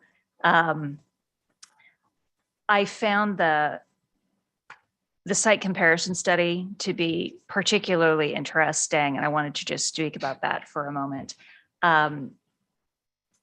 I do think that this comparison is very useful in that it really illustrates why we don't have to be afraid of some height. And I think that it also speaks to stepping back, higher floors of a building help keep projects human scale by allowing us to have some additional density. It has been said that our housing crisis has been created one story at a time. And if we have projects like this that are either not being allowed to have this kind of additional height or self-select themselves down to a lower height or build a lower density project, I do think that we are losing an opportunity. The 5-story, 6-story buildings here, they're just not that tall. And I think that it's a shame for us to be facilitating lower density development when we have developers ready, willing, and able to deliver projects that are going to help us more meaningfully address our RENA numbers. I did want to just comment, though, for a moment that the other thing that's so useful, I think, about the site comparison study is it's the parking. And I look at this diagram and I see we've got a very small portion of the site developed, and it's surrounded by a sea of parking. And all I can do here is sit here and say, if this particular lot had structured parking, what could you do with the rest of that land? Because we can't make more land. So if you structure that parking, we get more housing. We could do more housing there, but we could also do a really neat park in this space. So I think as we look toward our general plan and the housing element and the housing opportunity sites, I do think we should be looking at this stuff as an opportunity to do something really creative. The objective standards are something else I want to just speak real briefly to in view of the comments. I think our objective standards can and should be a tool. The development of those standards allows us to communicate to the development community about what we'd like to see. But it does, the objective standards needs to be about creating opportunities for development and not closing the door on development. Prescriptive objective standards, I mean, when we hear about objective standards where they're, regulating the size of the mullions and the muttons in the windows, that's the kind of thing that's not intended to facilitate development. That's intended to be a hindrance on development. So I think we just want to be careful. I think objective standards are great. I think we want to take a light touch, because one of the things I don't want to have happen in this community is for everything to look the same, right? I think we want to have some creativity. I think we want to have some interesting architectural style. I think we want to have a place for something like the agri-hood to show up and surprise us all and make San Ramon that much better. So that is all.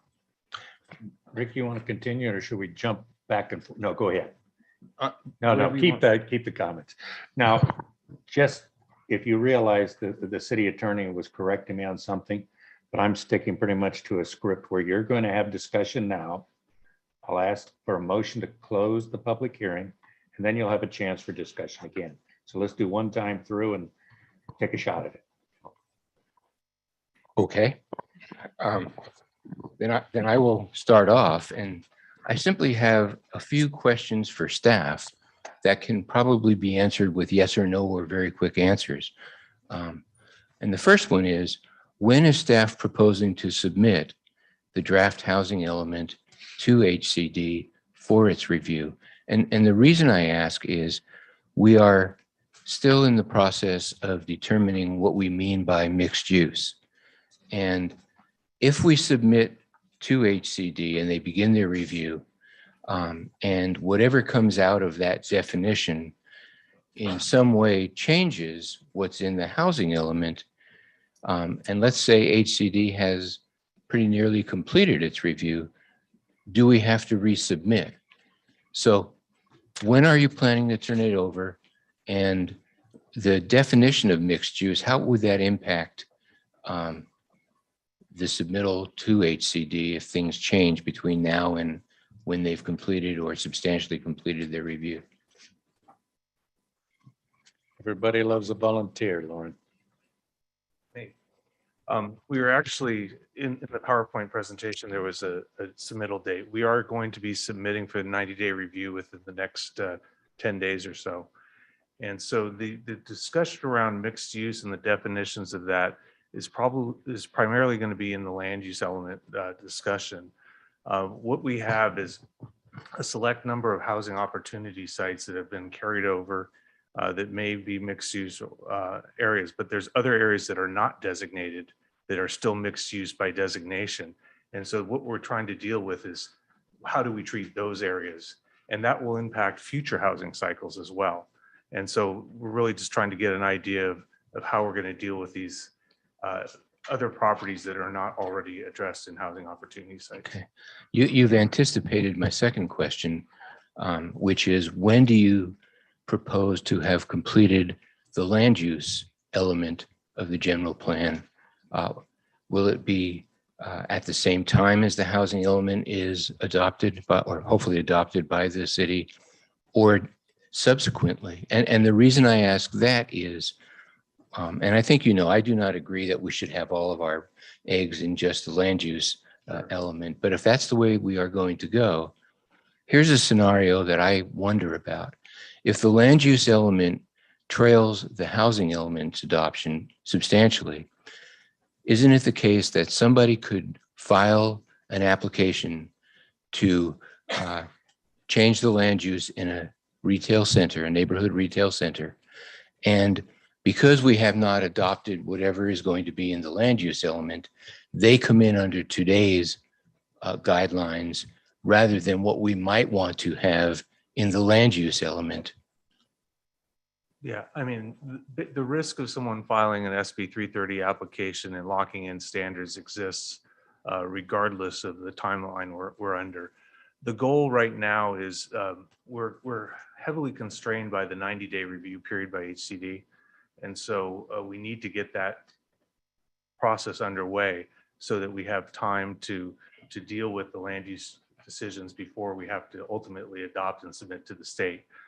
And so the goal is to have the general plan updates, which are the other elements and policy decisions, catch up during that 90-day review. We'll be working hard to get those other elements whipped into shape and get the policies in line. So ultimately, in an ideal situation, we'll catch up. If not, we will at the very least get our housing element done within the statutory limits so that we don't risk. And I understand the need to get the housing element done on time, but I do see some risk, and that hence my several month concerns about this. The risk is there either way, though. Is what I'm saying. There is, but I think it's exacerbated. In any event, I don't want to argue. I just wanted to understand. The last question I have really has to do with comments we received in the packet tonight regarding the city's climate action plan. I think I know the answer, but for the record, I'd like to have you answer. And the questions are, in general, and not on a point-by-point basis, based on what was in the packet, what's your overall reaction to those comments with respect to the adequacy of the city's current climate action plan, when it must be updated, and the process that will be followed with respect to updating it?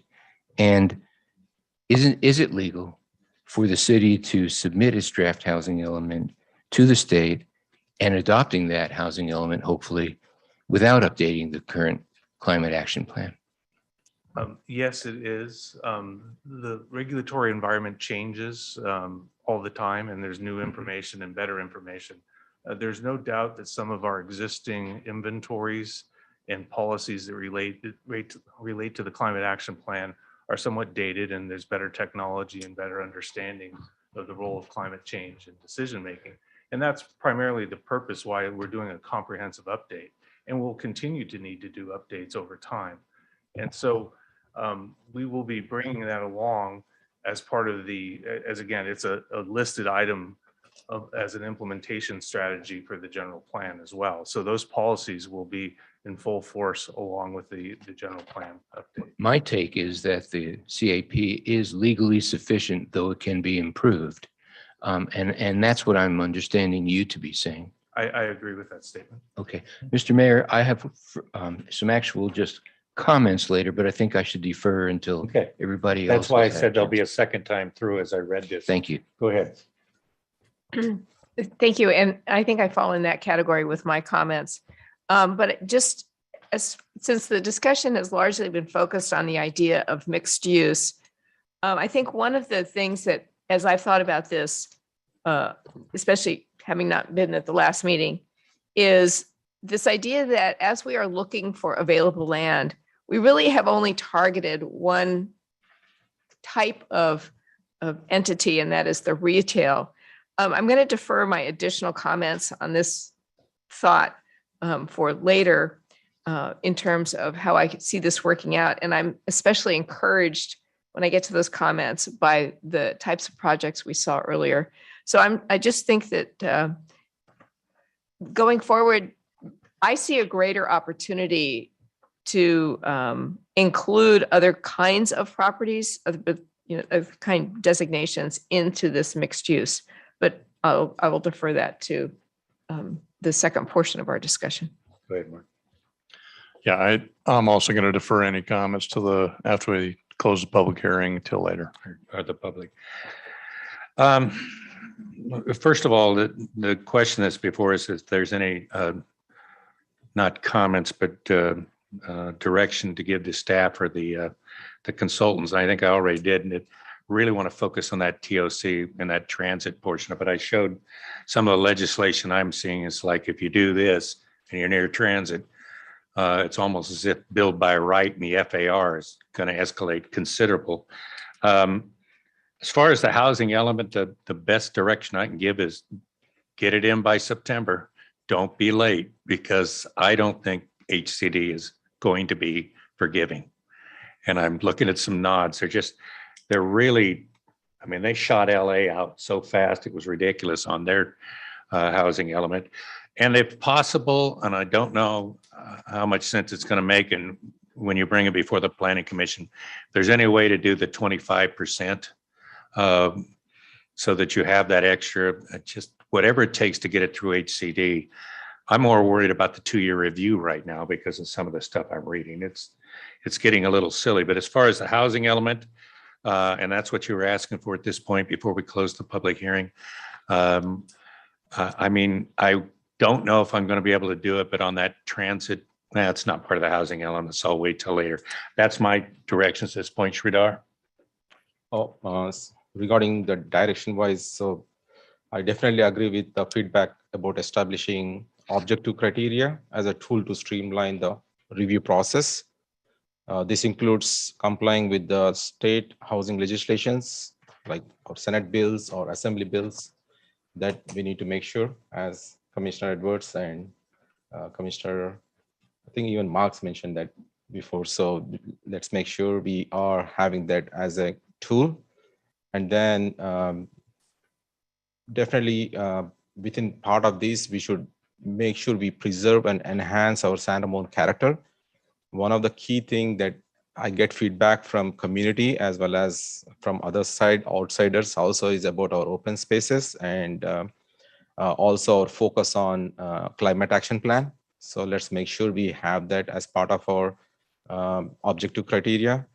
And one more important thing that came up during pretty much all our conversations is about mixed use projects. Especially at this point, we are worried about some of our retail is going to be taken over by these residential projects. So I think we need to make sure that preserve our retail. I'm definitely looking forward for our ad hoc committee that we created for their feedback.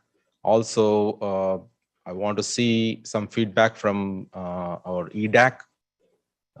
Hopefully, our ad hoc committee is also inviting our Chamber of Commerce to provide some feedback from their perspective, how to retain our retail. Because retail, as you know, that's our retail tax is our second highest general fund. That we get majority of our revenue for our general fund. Second highest is retail tax. So it is definitely important, not only about the sales tax, but also I consider retail space as a place where community hang out most of the time, get together. Like, for example, our city center, a lot of community members, the feedback that they give it to us at this point is about our city center, where they are able to meet their friends, invite friends from outside the city, hang out, and also teens, kids. Nowadays, that's like became like a hub for us. So it's retail is not just about tax, but a place of belonging. Also, it is considered as a place where community can get together and enjoy that space. As I mentioned, the city center, once again, I'm taking example because if you see recently, we conducted some cultural events also there, right? So it was like huge gatherings that we observed there and a lot of good feedback that I received from the community. So we should look into that, not just as a sales tax, but more than that. So yeah, once again, objective criteria is critical for us to make sure we use the same procedure for across to streamline the process. That's my guidance. Okay. Gary, the quiet man. I think I have mostly questions for staff, and my understanding is tonight, the most important thing is to give agreement or concurrence to submit the housing element and the housing opportunity site inventory. And I also heard that it's not going to change from what we've seen before. That's what I heard in Ryan's presentation. So I want to clarify that, first of all, that our priority is not tonight, not mixed use and not retail, but it truly is focusing on the housing opportunity site and the housing element. You're correct. The priority is to get the housing element submitted. We also will be getting feedback from HCD, in which case we'll have to respond to that. So if there are issues down the line with sites that we have to revisit, we'll be doing that after we have the comments from HCD. Great, thank you. And then I guess some of my questions are really truly around understanding the process going forward. And you kind of hinted when Commissioner Marks was asking, concurrent with the 90-day review period, the other sections of the general plan that need to be updated, that's what we'll be focusing on next. Is that correct? Right. We're moving into the economic element now, land use discussions with ad hoc. We also have a number of policy directions we're going to be working through in the months to come. We are also working on some concurrent rezoning to address legislative issues there and avoid by right zoning down the line, or by right approvals down the line. So all that's going to be coming through the fall. We have environmental review that's underway as well. And so we'll have a busy 4 or 5 months. Summer. Yep, sounds that way. And then some of my other questions were really echoing, I think, some of the public comments that we got, just to get them on the record. The Greenbelt Alliance said that we'll have to bend the trend, significantly from the past 8 years or 14 years of housing production to meet the numbers. And I guess it's a two-part question. How would you respond to the need to bend the trend, and what things specifically, other than hope, will let us, kind of meet the numbers over the next 8 years? Well, I mean, I think a big consideration is the changes in state law and the preemption for local control in many cases, and what effect that will have on streamlining the process. Objective standards, as we've talked about, as a way of doing that. But, in terms of bending the trend, we don't compel developers to build, we give them opportunities to build. And so we have to look at feasibility of projects. You might recall the mixed use standards in the past had specific percentages. We went away from that to provide flexibility. We still didn't get a lot of redevelopment proposals under those standards. So it's really going to be part of the outreach to the development community, understanding what's feasible and providing those opportunities. Now, granted, we have a tremendous opportunity with City Walk, and looking forward over the next several cycles. And so we can sort of build on that as a core set of standards, and then again, work to improve, the housing opportunity site production overall. Is it fair to say that some of the policies and programs that are outlined in the housing element are specifically put in place to speed the development process, whether it's streamlining or objective standards or fee review or governmental constraints? Those all play into this, right? And so, okay. And then the East Bay for Everyone, they had a comment I just wanted you to react to. In the notes where we said there's developer interest or developer owner interest, and they distinguished that if it's the developer, it wasn't clear if it was the owner speaking or the developer, or they were a combination. Could you clarify when we say somebody's interested in building, how we feel about the comment? Is it? Well, I mean, generally speaking, we meet with property owners as stakeholders. Some of them are developers by nature. Sunset Development would be a great example. And we talk about development potential. We also, in a broader sense, reach out to the developers generically to see what kind of issues they're having, what kind of products are being built, so we understand what the market trends are. And so all that gets, distilled into the policy decisions that we make. Okay, and that plays into whether a site is a good site to include in the housing opportunity list or not. Is that It's correct? one of the factors, and there's some other things about, improvement values and things like that that are part of the guidance that come from HCD. Okay. And so all that's been factored into the decision-making, and then we'll get the feedback from HCD on whether the sites meet their understanding of what's required. Okay, great. I think that's it for my questions. Thanks, Lauren. Eric? Well, since the main purpose of tonight's meeting was to offer comments on the housing element so that go upstate to our friends in Sacramento, my comment is upstream it to Sacramento and see what they have to say. Okay, we'll do. I'll tell you what, that no beating around the bush with you, Wallace. Okay, if there's no further comments, does somebody want to make the motion? Because I'm always upstage to close the public hearing. There's Sridhar, quick. Second. Look at him jump in there. Okay. Any further discussion on the motion? Because I am going to add a couple, if I may, before you vote. We were asked a couple things by the public, just quick comments on those, because I don't want them to think that we weren't paying attention. One of the persons asked about the parking at BR1. That is approved. A lot of that parking is going to disappear. Someone asked about the golf course and all that water that's being used. San Ramon Golf's on well water. You had one about availability of water. I think John Coleman made it clear that if it got down to it, millions of dollars and many, many years were spent on the American River, and Freeport is available if we have to pull from it. There are arrangements. And I've had several letters in here that talked about you need to do more housing. I don't think these people have looked very much at our general plan, what we've done since 2020, at our housing, because we either have entitled or you guys are looking at least 5,500 more homes.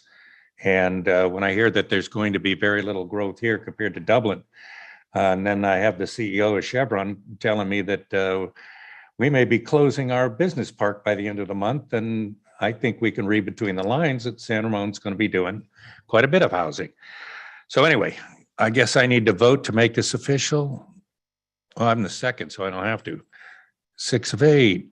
Rick, Jean.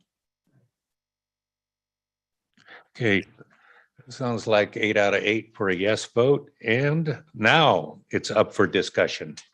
Rick, you got a lot of stuff you want to start off with, or defer to your right or left if you're looking at you from the crowd? Mr. Mayor, I tend to be long-winded. It's up to you. I'll go You first are if you like. telling me you're long-winded? I want to make sure I tell people that at all my meetings. Go ahead. I want a copy of this meeting. Throughout this process at the ad hoc committee and at our public meetings with the council, I've expressed my concern about the impact that the housing opportunity sites list has on neighborhood shopping centers. And in my mind, there's always been a question of, couldn't we have met our goals without impacting the neighborhood shopping centers? I want to point out some information that we got in the packet this week. The executive summary of the retail development opportunities analysis, and I'm referring particularly to packet pages 43, 44, but also 52, 68, 76, and 77. And I would urge people to read it. Packet page 43 says, San Ramon shows strong potential retail demand growth ranging from 800,000 to 1.4 million square feet, primarily driven by expected population growth within the primary and secondary market areas considered by the analysis. But on packet page 45, the analysis points out that San Ramon's limited supply of developable land is likely the single greatest constraint on future retail development. For policymakers, in my opinion, both comments lead to the following questions. If the city wants to maximize its potential to attract as much of the possible 1.4 million square feet of new retail demand growth, and by extension, keep as much of its current retail uses as possible, why would it convert significant portions of any or all of its neighborhood retail shopping centers when land is scarce. Where else in the city can anything approaching that volume of potential future retail uses be located except within neighborhood shopping centers or after these centers are redeveloped to accommodate existing and new retail use? At some point, every one of us on the Planning Commission and you on the City Council, are going to have to vote on the plan elements that are included in this general plan update. And some of the key criteria that I will use to determine my vote is to ask myself, first of all, who are the beneficiaries of these updates and how? If you go back in time and you take a look at, and I'm going back like 20, 25 years, the reason general plans became a mandate was to stop haphazard growth and to provide an environment that was rational and made sense for the city's residents. So who are the beneficiaries? Clearly, we will have succeeded in providing significant opportunities for new housing units in the city, and hopefully with a significant number at affordable prices and rents. Who, if anyone, is damaged and how? Despite the good intentions of staff, consultants, council members, and planning commissioners, it is my feeling as currently drafted, and unless amended to protect retailing opportunities for current and future residents, and bear in mind, we have already approved enough housing to generate roughly 20,000 or more new residents in the city. We need to provide opportunities for them to shop locally for the things they need and be consistent with the state's greenhouse gas emissions and climate concerns, which are also mandates that we as a city are obligated to follow. I don't think the draft update works for our current residents, for future residents, and quite honestly, I don't think it works for the city government itself. When you get past all of the planning buzzwords and descriptions that drive all planning efforts, so far this update, if adopted as it is, and by this I mean the housing element itself, provides opportunities for people in need of housing, which I strongly agree with. And in the 9 years that I've been on the Planning Commission, every planning commissioner has agreed with as well. But in my opinion, unnecessarily eliminates needed retail and commercial business services for the plus or minus 90,000 people who already live here, the weekday workforce who also shops and eats here and who merchants depend upon, especially restaurateurs, and future residents. It may meet state mandates, but it is a net loss in important quality of life issues for city residents, I believe, current and future. Further, for a city that has historically experienced the problem of sales tax leakage to other cities and the cost of that leakage on its annual budget, the planned reduction of sales tax and job-producing land and opportunities in our neighborhood shopping centers with its resulting increase in sales tax leakage now and in the future makes no sense to me. Additionally, minimizing the possibility of retail demand growth ranging from 800,000 to 1.4 million square feet, significantly driven by our RENA-produced population growth due to a scarcity of land to host that potential is a risk that's pointed out in the retail development opportunities analysis, makes no financial or city budgetary sense to me. I think the staff and consultants have done a very good job of trying to come up with a housing opportunities site list that makes sense. I have some disagreements, obviously. I think they can be fixed by densifying more than we are in various areas of the city. But I'm concerned again that a resident population growth that currently is plus 20,000, and we still have something like 11,000 units more to provide. So maybe we're talking 25,000 people. I just don't see that what we are doing has a long-term focus. We are meeting the need that the state has imposed on us, and I don't think thought through very well. But what are we going to be like in 10 years? What are we going to be like if everything on that list occurs and the shopping centers are reduced by 50%, by 40%? It just seems to me that part of what is driving this, and I don't blame the staff at all. I was a staffer once. I know that some of the pressure they're under, but this is about meeting a mandate and not about the long-term health of the city, in my opinion. And I don't mean to cast any aspersions on any person or on the consultant team, but I just don't agree with where we're going on this. Thank you, Mr. Mayor. Okay.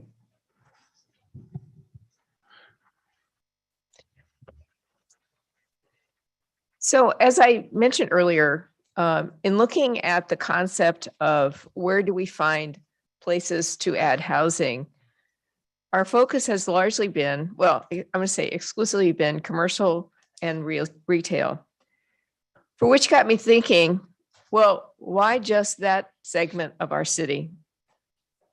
Why should retail and our commercial office spaces be the only places that we're going to target for converting to housing?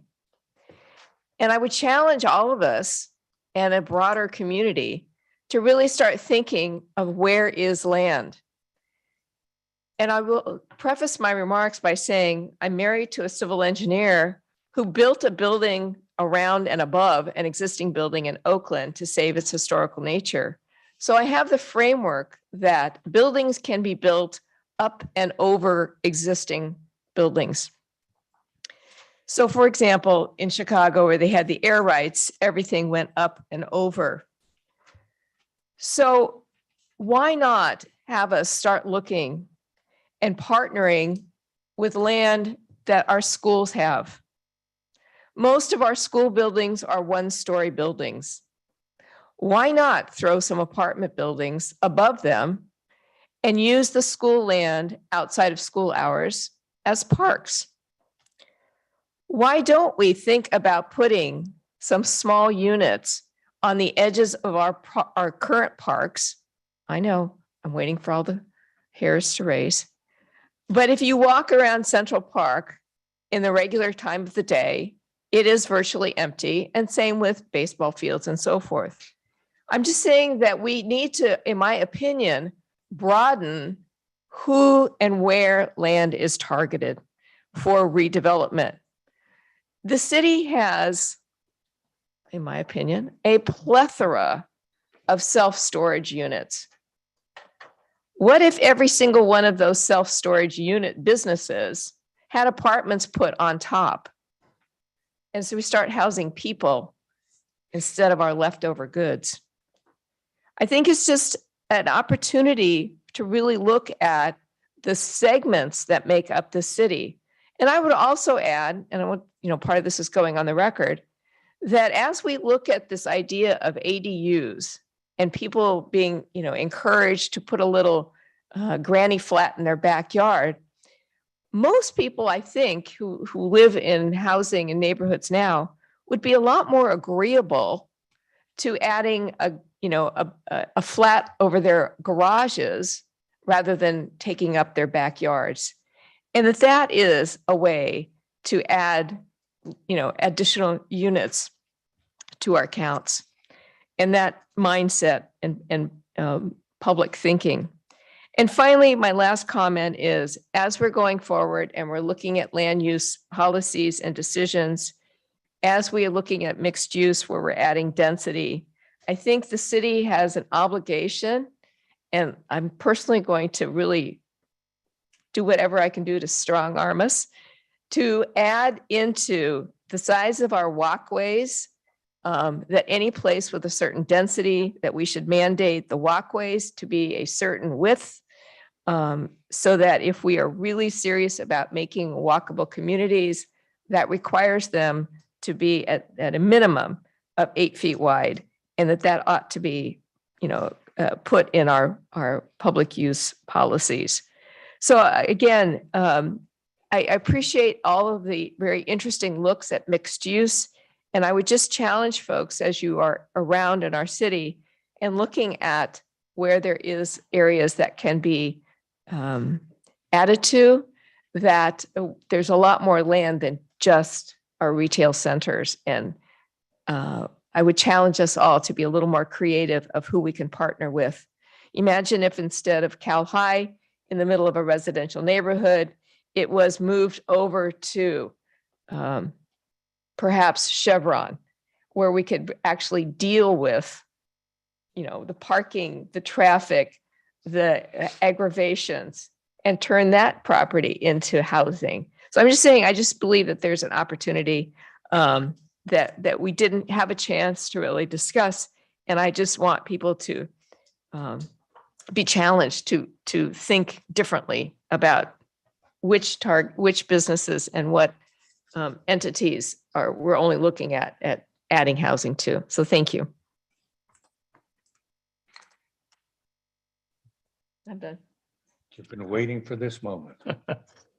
First, I want to say I appreciate the staff's effort on this product, the housing element, all the consultants, everyone who's had their hand in it. And I appreciate the comment matrix also that was in tonight's report.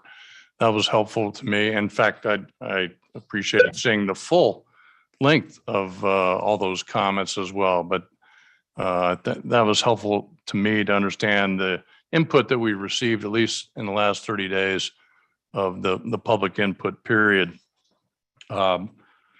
Many times when we've talked about the housing element in the past, I've made comments about the retail analysis, and so I was pleased to see the retail opportunity analysis in tonight's packet as well. I think we all had some preconceived ideas about what retail was currently looking like, just based on our own observations and that balance of residential or commercial and retail. For me, the report kind of confirmed some things. For example, that San Ramon, if I'm reading it right, San Ramon is not a kind of a regional retail destination. There's a lot of other nearby cities that are more of a regional destination. And then we have a lot of leakage where our residents go to other towns and cities to do a lot of their shopping. I noted in there, at least I thought I read in there that, for the number of people that we have, or the people that we're projecting, we don't have a whole lot of restaurants, relatively speaking. We got a good number of jobs in the city. And then regarding, I think we all had been thinking about e-commerce and things like that, even pre-pandemic, but then certainly with the pandemic, what was the impact of e-commerce on our brick and mortar? And I was actually encouraged. There was a comment in there that to some extent, brick and mortar retail is coming back. I don't know that it's going to fully ever get back. I don't know that that's actually the way the deep into the future, because I think our commercial entities they're gonna find ways to kind of market more items for e-commerce, and probably fewer things that we'll see on retail shelves. And I'm a little concerned about the projected population growth, because I think that is going to demand continued retail, or maybe increase in retail growth to accommodate that population. So I guess overall, I would say, I concur with Commissioner Marks in terms of the concerns about potential loss of some of our neighborhood shopping centers. I do think that report that I've read does reinforce the importance of trying to maintain, or maybe even increase, retail to balance all of the projected new housing development that we can anticipate due to RENA and our state mandated requirements. And I understand those state mandates. We need to do that, but I think we need to do that in such a way that we don't kind of have such a ratio of housing to retail that it gets too far out of whack. So again, I've got concerns about some of the housing opportunity sites, especially with regard to our current neighborhood shopping centers. But in general, I would say I agree. I think we need to push forward the housing element and get that review process going. Those are my comments. Okay, let me hit a few before we go back down the line and see if anybody else wants to go back through again. Respectfully, I do not want the school district to get involved in what you have to do with HCD in this cycle. They honestly could do housing whenever they want at any one of their sites. Their district, BART proved that. They got rid of a parking structure and leased it out to a developer, and they're going to put homes in it. But districts are a different animal. As far as what we're doing now, I don't see that changing. I mean, it's interesting to say, okay, where else can you do it? But closing schools or moving schools, from all the history I've heard about it, is your worst nightmare. The public really comes out for that. We are doing more than just commercial and retail. Legislation right now has opened up church sites, open space. I mean, parking lots, everything's fair game now. We've got to change the legislation. I mean, literally got to pull somebody aside and say, you know what? When you did this, you changed, and here's the key 3 letters, VMT. Because your MPO, MTC, and ABAG are stuck with a sustainable community strategy that has to be done. That's what they're really doing, is meeting the sustainable community strategy. And the important thing to remember here is that those 2, MPO and the COG, are doing it with, well, actually 85% of the solution was going to be in priority development areas. So it was to reduce vehicle miles traveled. And moving these things around or trying to do it to a golf course, to me, is just adding more commute housing units. And that, I don't think that's what we want to do. But the big difference is, and I don't know how that's going to tie into what you've been talking about, Rick, is MTC and ABAG have both made a point of saying not just building housing, but in communities that have access to services.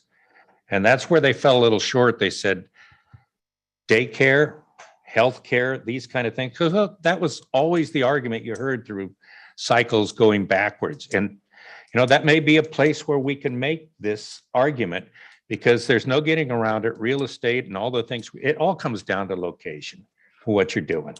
And when you have a priority development area that's building 5,000 homes that we know of right now that we've approved for the most part, and a transit system free to anyone that lives or works there, you have something pretty special. And I think that's what we should be focusing on, what we are doing.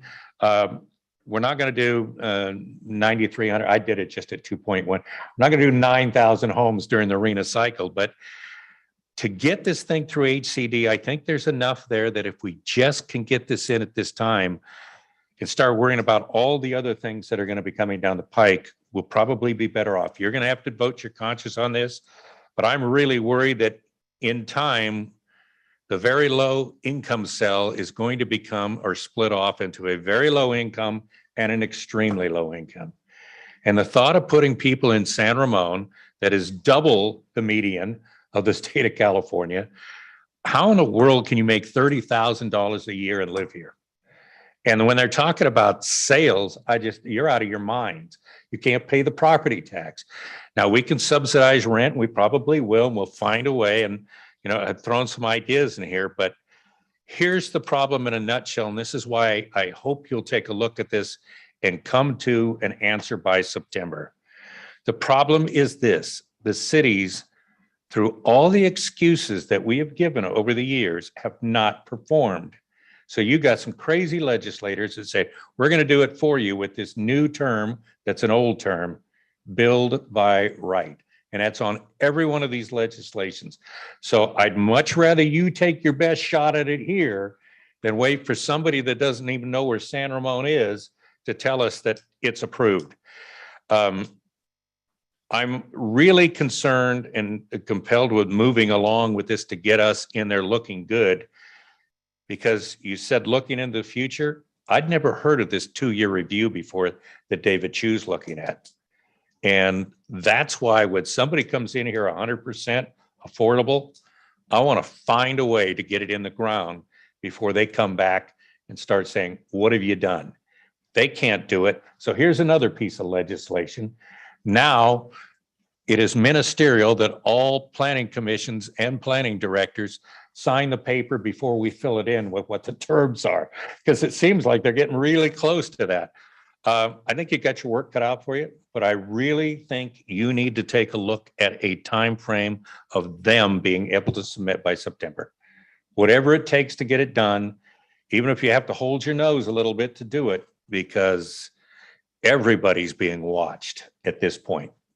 It's not nice, but if we're building in a priority development area and we're building as many homes or have it shown that we could at least hit that number of 5111, if they're not all in the right cell, we should be looked on. I don't know if anybody else is going to do it. So good luck on that one. Sridhar. So Danville will get their 2,000, I'm sure. See, one thing is like for sure we need to build housing, whether we like it or somebody like it or not, whatever it is. So, but then the two critical pieces when we are looking at housing is transit, right? So transit is going to be very critical because that once again plays the role of climate action plan. If we have a right transit, then we are going to deal with the climate action plan also in one shot. And also the second thing is, which is tied up with this whole housing is, especially for our San Ramon, the challenge of preserving our retail.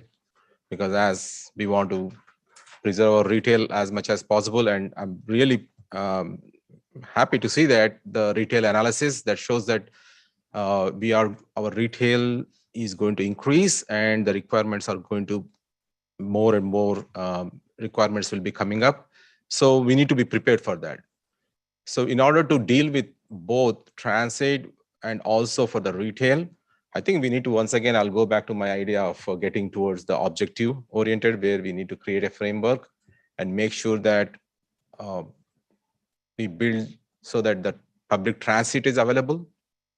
Especially what I get feedback from the seniors and the students, like a lot of, when I say student, the youth, is that they want to stay in a location where they can just walk and get a cup of coffee rather than taking a car to get a coffee or so that they can just walk and get some lunch or whatever. So that's where we need to focus our housing opportunity sites. And I think our staff did fantastic job on finding that housing opportunity sites in that, because most of the locations when observed, those are all located in that areas.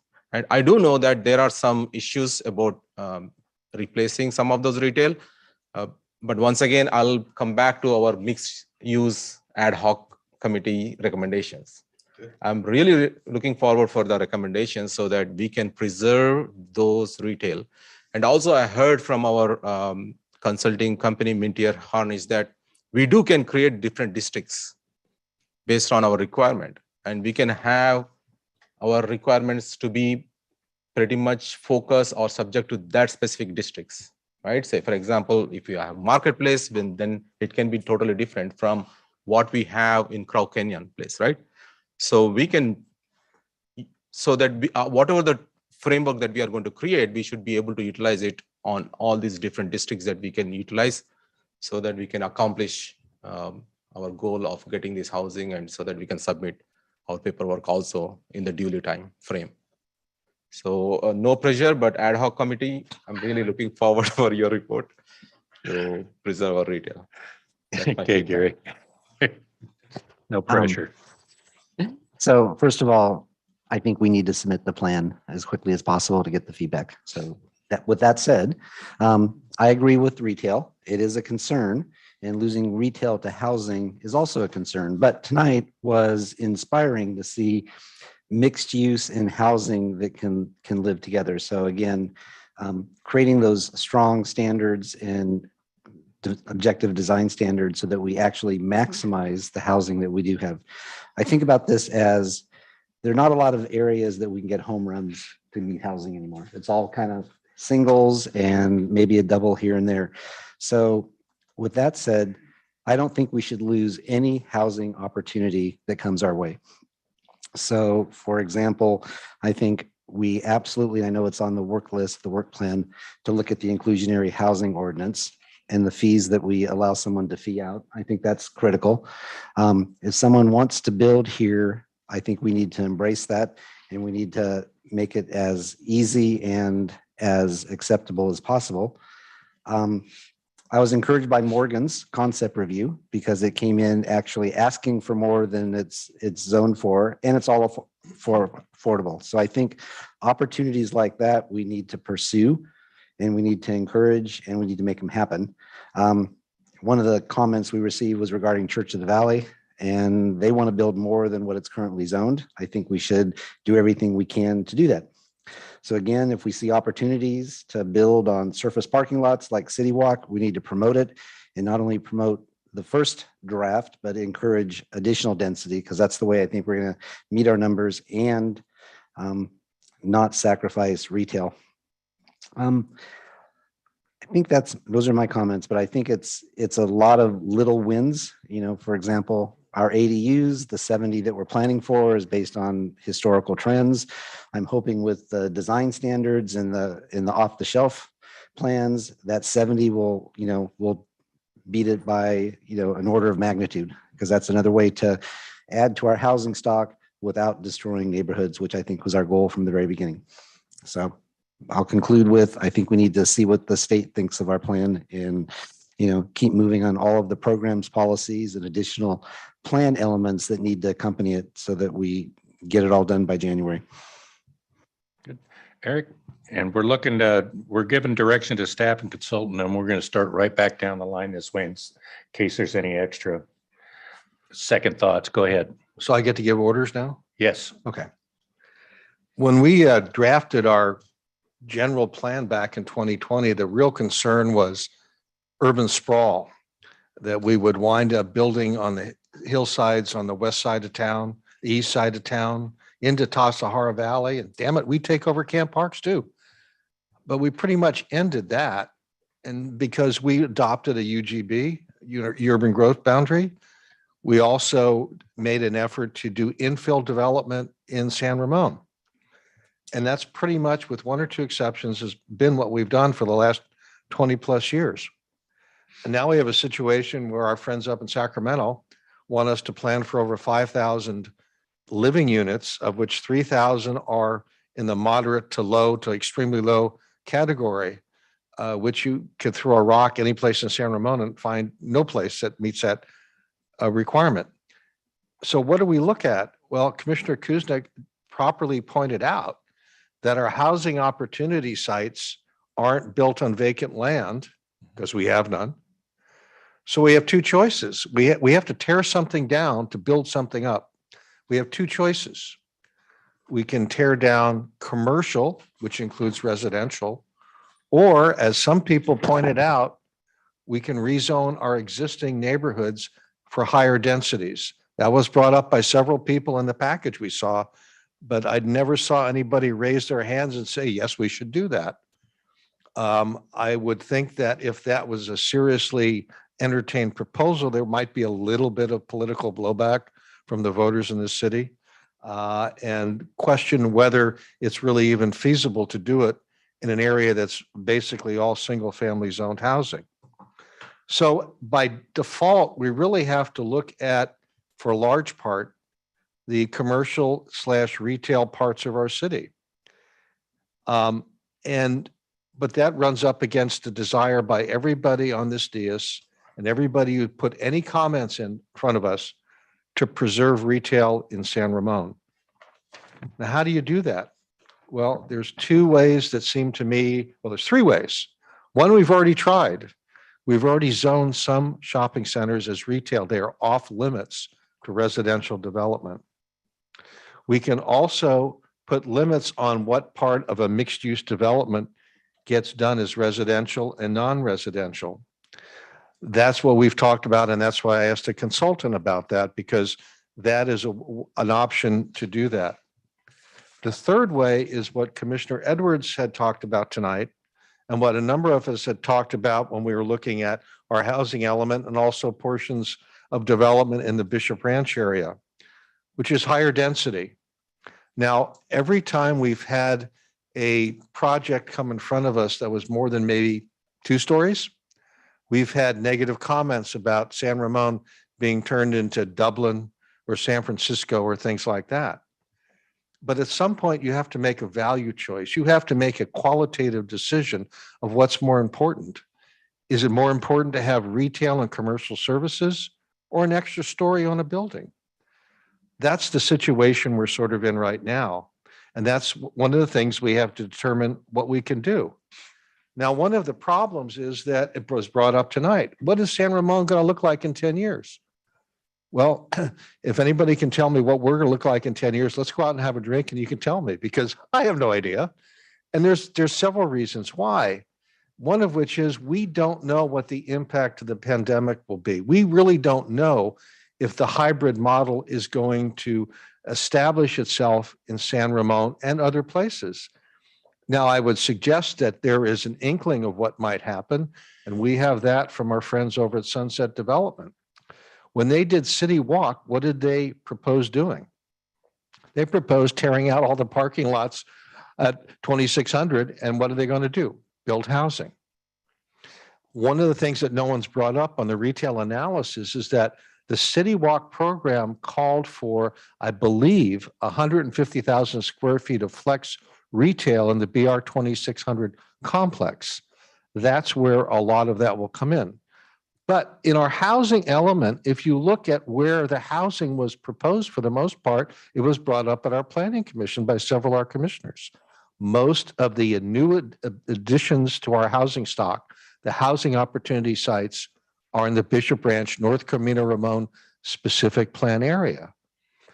Now, who owns most of that? I think Sunset does. So if Sunset is telling us, well, let's tear down some buildings and put in housing, shall I mention BR6? That they are looking at a different model for this community than we have over the last 20 years. In the past, we've had this enormous, very valuable business park, which produced hundreds of millions of dollars in tax revenue for Contra Costa County. And people came from all over the Bay Area to work here. Oakley, Antioch, probably Stockton too. But is that going to continue if we have a hybrid model? There's not going to be all that many people working in the ranch because the people aren't going to be commuting here to work. What's going to happen is you're going to find people living in San Ramon who work in San Ramon, but they don't work at BR8 or BR15. They work in their home. And what are those people going to do when they actually want to go out and have a bite to eat?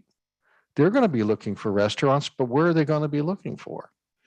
And one of the things the consultant pointed out, and it's buried but mentioned in several different places in the consultant's economic report, is the idea of mixed use villages, which is housing in conjunction with services, restaurants, and other things like that. In case anybody thinks that sounds familiar, when we drafted the North Camino Ramon specific plan, that's exactly what we planned for. We planned for housing and retail services between what is now City Center and Crow Canyon. And that's where we put in housing, but also services to operate in that area. Over the years, we've been told that that's sort of a pipe dream, that brick and mortar is out of business. But I ask you, if we are going to have a hybrid model and people are working from home, is Bob and Sally going to have breakfast, lunch, and dinner at home and never leave their apartment or house? Everybody gets stir crazy. They're going to need some place to go to. They're going to need some shopping. They're going to need to go to the grocery store. And for those people who think that the automobile is dead, that we should wipe out parking, when was the last time you drove to Safeway or Draeger's or any place like that and came back with 5 bags of grocery? Now, can you tell me how to do that without a car? I really don't think that's possible. So we have a situation here where we have a raft of unpalatable options that we have to deal with. But I think we can make a winning situation out of this if we accept the realities of some of our life and not destroy our quality of life in San Ramon. Nobody has talked about taking over our city parks, our 55 city parks, and turning them into housing or otherwise. It's a question of where are we going to put the people and do it in a way that is least impactful, but could benefit us. We had a developer that talked to us tonight, Mr. Hunt, and we already know that there was a consolidation of those parcels across from Crow Canyon Commons, where US Bank is, where Charles Schwab is, and where there are other 2 small businesses that back up to Costco, the Costco gas station, unfortunately not the Costco store. Maybe we could annex that, but probably not. But that is in a mixed use area. They are housing opportunity sites. But think about this for a minute. Let's suppose that we zone that. And I like the idea that the consultant came up with is that we don't necessarily have to have a mixed use definition, one size fits all in San Ramon. We don't have to go to the extent of having a specific plan for all those areas in San Ramon. We can create mixed use zones in our city that are different depending upon where they are. There may be a mixed use definition along Crow Canyon Road on the west side that is different than someplace on the west side of town. We don't need to do that, but we need to come up with a way to preserve retail, and we can do it by having retail and residential. Think about this for a second. Think about if those spots on Crow Canyon Road across from Crow Canyon Commons, we had a floor, maybe 2 floors of commercial, including retail, and 2 or 3 stories of apartments above that. Now, you're the owner of Crow Canyon Commons. I now have several hundred people sitting across the street from me. Maybe they'd like to go out for lunch sometime, or maybe they'd like to go to Total Wine and buy a 6-pack and watch the ball game, or any number of things. I mean, there's an opportunity, there's a synergy that can exist. The same thing with the PG&E Center. You put housing there, it's going to feed into retail. And the best part about that is they only have to walk across the street. So we have to be creative, but I think we have to accept the fact that to preserve some of our commercial and retail base, the trade-off is we have to accept increased densities in those areas that can afford it. The core in Bishop Ranch, some of the other places along the main thoroughfares, that's the trade-off we have to make if we want to retain the rest of our retail, or we become a big Piedmont. That's the choice that we have to make. And we start with, how are we going to define mixed use? Because that is going to be a key to retaining our retail and commercial base, as well as meeting our friends up in Sacramento's demands for planning for housing. Thank you. Gary. I think I'll just reiterate, maximize every opportunity for housing that comes our way, and also protect the retail we have in a way that centers are vibrant. That might mean more code enforcement. It might mean more community development, economic development, to ensure that the retail space that we do protect and we do have is we're getting top dollar for every square foot that we have left.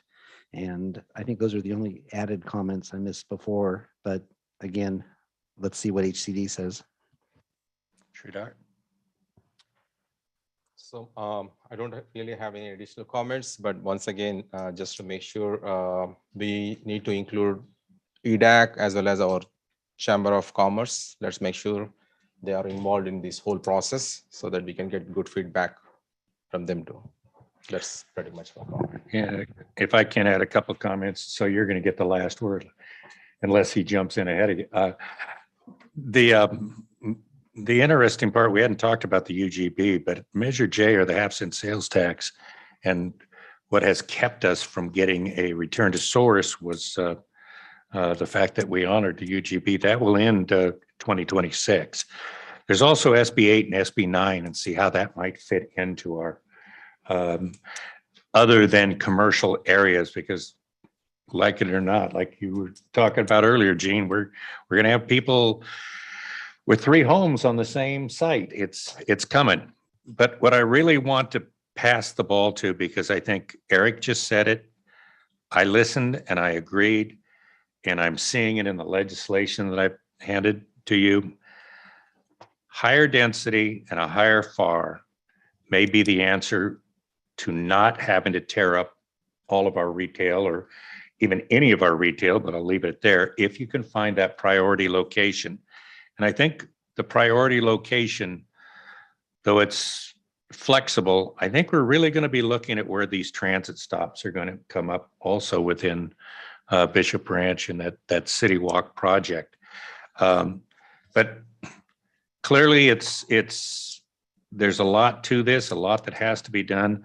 I think we're probably going to hear about it. You made a great idea, Gene. Unfortunately, it's been going on for 30 years. Is we did use the schools for parks when we didn't have it planned out well enough when the county had it. But, all of this is going to come in. People are not only going to be mad when they wake up one day and find out the stores aren't there, they're going to be mad if the parks aren't there and the quality that we've been putting into it. So I don't envy you. You got your work cut out for you, but I can tell you that HCD is feeling empowered. So let's get the best we can and just keep our nose to the grindstone and get this thing done. Mark? Well, I'll only add that I appreciate everyone's input tonight. It's just really informative to kind of hear everyone's perspective. Not everybody's got the same perspective, obviously, but I do think that, one thing that I'm hearing is that we all need to start maybe thinking a little bit out of the box, thinking, there's a paradigm shift here that I think we're about to experience. And there's a lot of creative ideas we heard tonight. And I think there's going to be more that are going to come out. Some of those ideas are not going to be very popular when the word gets out on some of these ideas. But nevertheless, we have a tough task at hand. And I think we need to look at all the options at this point. That's all. Okay. Gene. Before you start sending the hate mail. I used to give Abrams' phone number, so it's okay. Okay, very good. No, I understand that the items that I described here are very much out of the box, but thinking differently has to start somewhere. And, as we have spent so much time talking about the difference, how retail has shifted because of the pandemic, so has education and so forth. And I think that is one of those areas. I'd like to see, a program where we can use our seniors who are in their own homes and maybe develop, foster rooms for our unhoused college kids. I mean, there's a lot of options that are out there that just need a champion sometimes. So don't know who that is yet, but I'd like to say at least I gave everyone a chance to think differently about items. And again, I have a personal bias against self-storage units, but that's an issue I'm working on myself. Thank you very much. But I do understand that the housing element we've developed, we've worked so long and so hard. And while, there's probably 90% of the sites I agree with, and that will not be, a stumbling block. But thank you. I just wanted to have that opportunity to share those thoughts. Before I send it on to you, Mark, I have to say, I was thinking the same thing, Gene. It isn't outside can we put housing on top? Unfortunately, I couldn't come up with an answer how to make it work. So Mark, take it. Let me start off and say that to the extent I understood what Eric said, I think I agree with at least a substantial part of it. But to talk about density, that's not the issue. when you talk about the shopping centers. Mhm. It's where you put the housing, and it's what you eliminate in order to have the housing. I've done vertically mixed housing and I've done horizontally mixed housing. And let me say that one of the reasons that I was pushing through the ad hoc committee to have policies in the housing element was to talk about these things. For instance, and I think Corey brought this up at one of our meetings, I have no problem putting housing where we have a sea of parking and sharing parking to the extent we can. But that doesn't mean you have to tear down the retail that's there. In fact, you may have enhanced its viability by having housing there. There are cities that have said that we will allow mixed use in a shopping center, but you keep the ground floor retail and you go above that. And if it means you need to take down the existing building, maybe you don't replace square foot for square foot of ground floor retail, but you allow housing on the second, third, and even fourth levels above the retail. I would like to have seen some policies that talked about that instead of telling me we'll get to it in the future. I don't really know what I'm talking about then. I don't know really what I'm voting on other than I wasn't able to convince anybody that we needed to talk about that kind of stuff and have some policy direction in the housing element. How do I know I'm going to like what I'm allowed to bring up or that anyone will rationally consider in the land use element? So it's not just a density thing. I don't have a problem with density. I've approved a 22-story office building in a suburban community and dealt with some mail that you've all probably seen too. It is a question of how. It is a question of where. It is a question of what do you say we will preserve this, but we are flexible on that.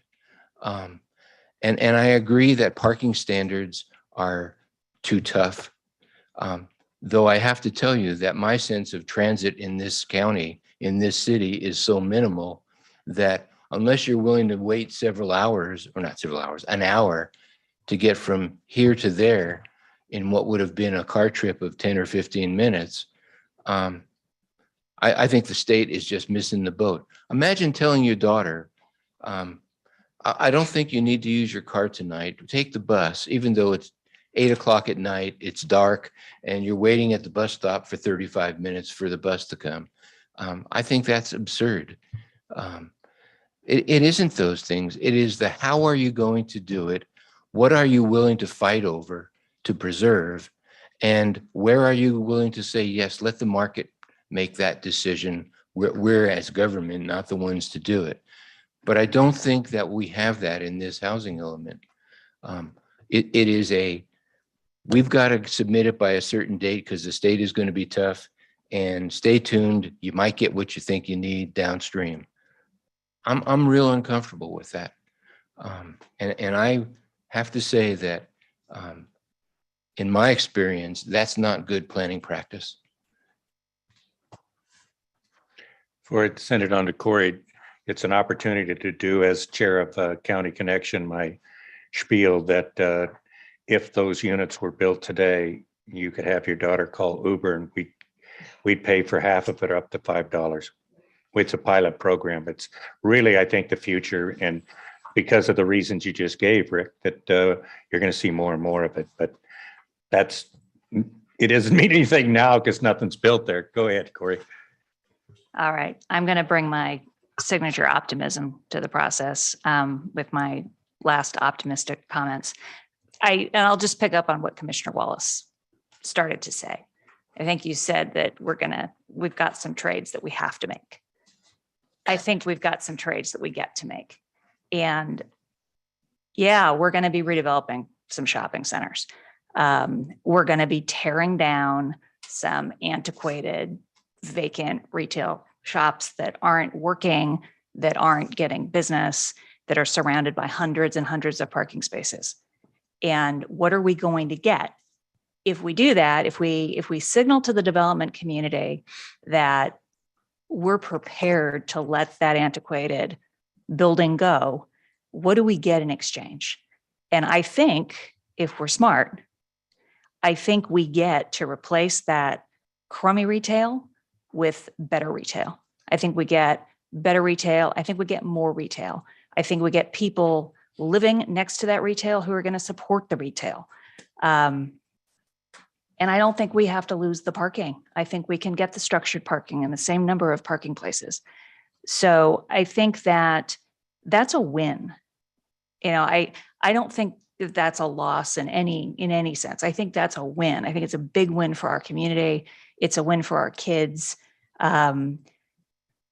But we have to be prepared to see some changes in our community if we choose to put our housing in 2-story townhouses scattered all throughout the city on every retail site.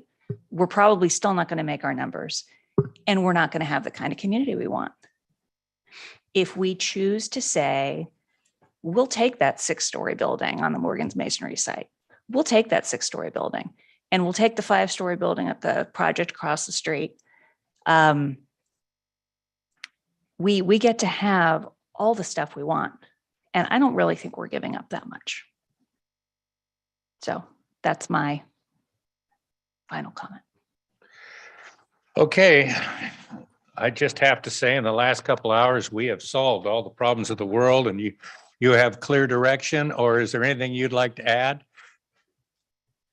Because actually, I do think we're a lot closer together on a lot of things we're saying.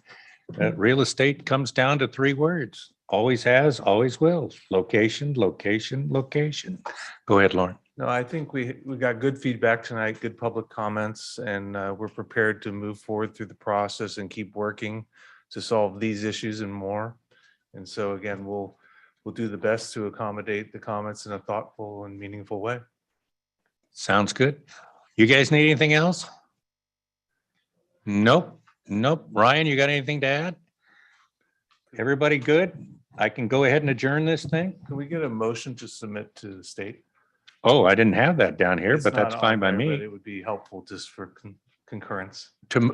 Okay, wait a minute. To submit to the state.